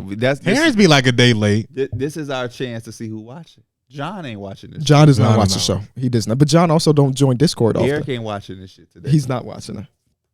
Let's do it to Darrick. This No, shit he gonna got too much stresses going on in life That for us to shit be throw. so He's like, I funny, just bro. got this baby, got a new crib, and now I got to go get a new microphone. He'll fuck around, just leave and never come back. True. That wouldn't even bother Yeah, him. we can't do that to Darrick because Darrick would just be like, "Oh, Bro, that Okay. microphone Yep, she I'm used done. to be. Because as a kid, first of all, you couldn't just go to the store all the time and get yourself a new Yeah. mic. We ain't had no what's car. RG3 doing?" Tripping. We ain't had nothing like that. And so you got to ask your parents to get you that mic. Yeah. So it was a process. Especially if it was the normal Xbox mic. That shit was like $15. And it just broke so often Yeah. that like my dad was like, I'm not getting you. Because, another bro, the mic. worst thing is like you would have the little mute button Yeah. that goes up and down, but you would have it like open to talk and it would just act like nothing would go through. When was the last time you seen a mic like that? I feel like I don't everybody has know, bro. elevated their How did microphone. y'all ask y'all parents for shit when y'all was young? I would just. Because my sister is bold. Like I always ask for stuff, but like my sister be asking my mama for outrageous shit daily basis. I used to be like at the store with my mom and I would be like, I would probably act like a kid until I got it. So I would probably act like a jackass. Because you was the only child at that point. Yeah. How old were you though? You talking about for like video games? Yeah, I mean like young adult age. My sister's like I'd probably a be preteen, like, and she asks for shit like no, but it's probably she before I want got iPads. before I got a job. she need a new charger, Right, right. phone. because I got a case. job like senior year of high school. When I got my job, I never asked my parents for anything Yeah, ever. Yeah, exactly. so as a basically. 14-year-old, how would you act? Would you act? Was I'd be at the store and I just tell my mom to get it, and I probably nag her until she said yeah. That's literally how my sister and my cousin get stuff now at the store. I don't It's like they gonna remember. keep asking, and my mom's Yeah, like, see, I was never like fuck that. it. I asked my mom if she could get it, and she did. Great. If not, I had to just ask her later. mhm. Yeah, I think that my parents knew what I prioritized when I was a kid.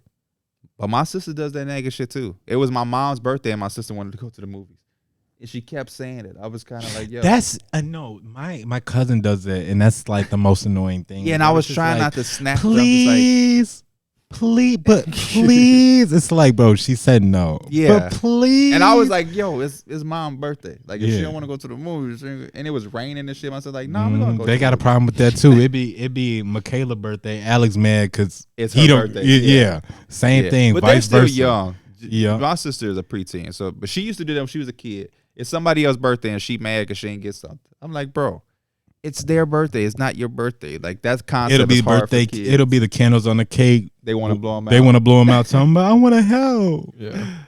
Yeah. Kids are hilarious. But yeah, I don't know. I used to ask for shit, but I used to also be like, no is a no, or later is a later. My parents didn't really have much, but I was pretty spoiled as a kid. Like they would try. Yeah, I wasn't a begging ass kid because it's like I just wanted a few things, and if I got that, I'm straight. I got my video game. I got the new 2K. I'm shutting up. I'm not finna ask my mom for. That's why I said my the auntie. priorities. Yeah, that's how I also got stuff. Is my aunties and my grandma. As long as I get that new 2K, I can't ask for VC. 2K and Call of Duty. If I had 2K and Call of Duty when it dropped, I was cool. I ain't asked for So nothing. I had to grind Grand my Theft team. Auto.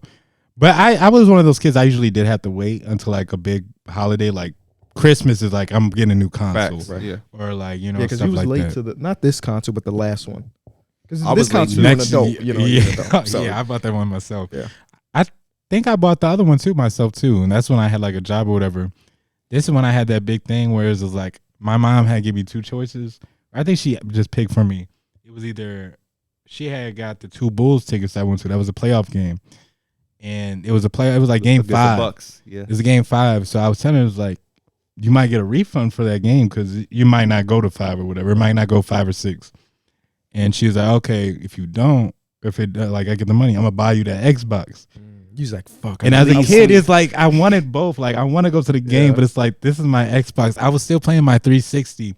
This had to be like 2K13 or 14 because I was doing the associations every day, and it was just like, man, I got Darren Williams on my team. I got so and so on my team, and I was like, all I gotta do is hear how much fun they having with the new Xbox and stuff like that. Yeah.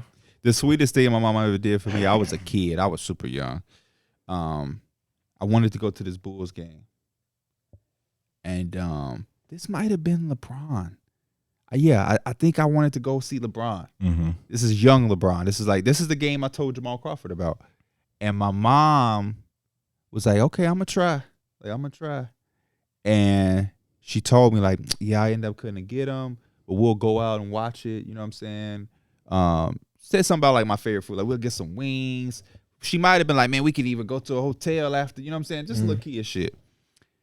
And we on our way to what I think is to go eat and watch the game, whatever. I got my LeBron jersey on. I'm still happy. And she was like, can you hand me that out of my purse? And it was the tickets, bro. I started crying and shit. And she was like, that me crying made her feel so good. She like, that's why I made sure I went and got them tickets because you appreciate the shit.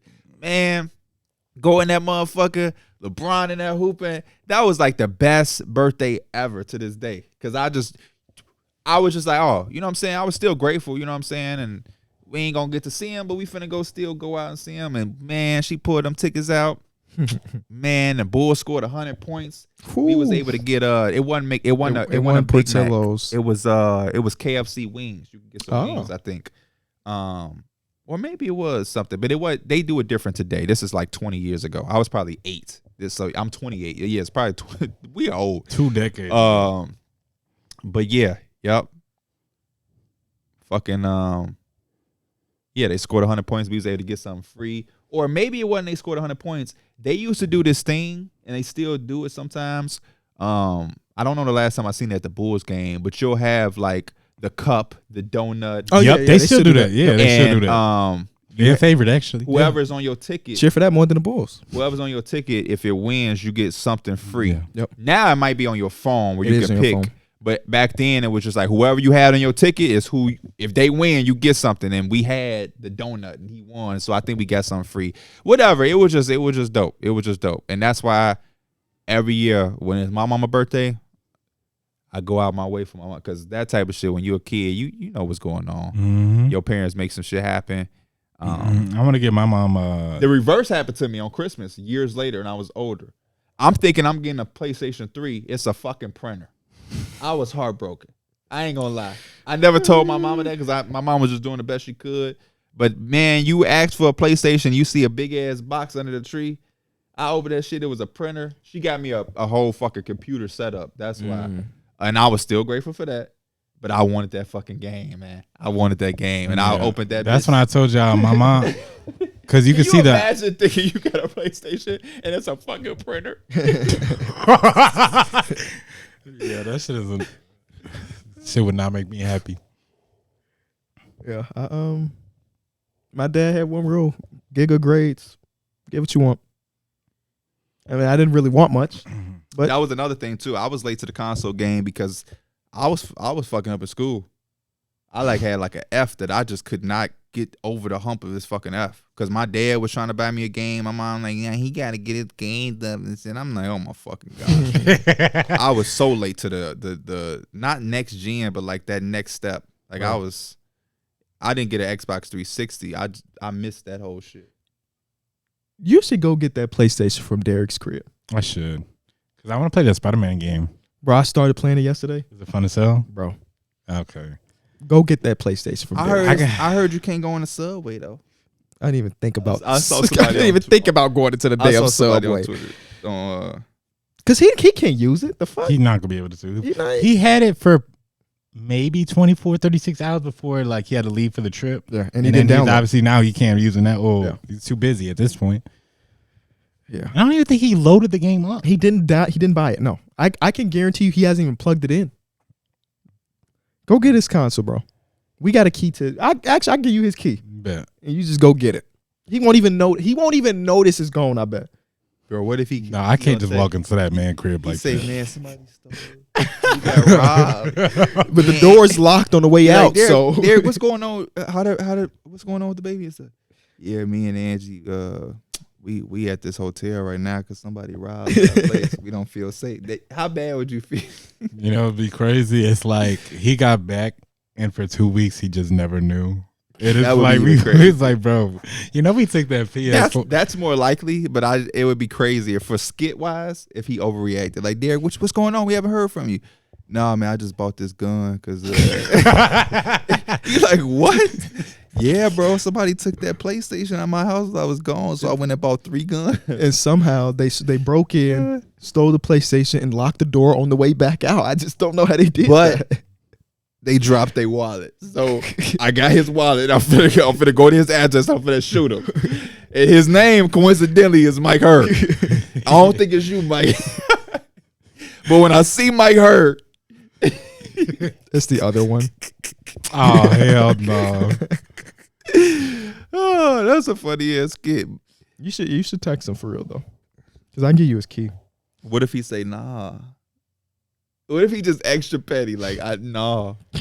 He don't even play the game, bro. He was so thirsty to beat you up here to it. He did claim it first. He did claim it first.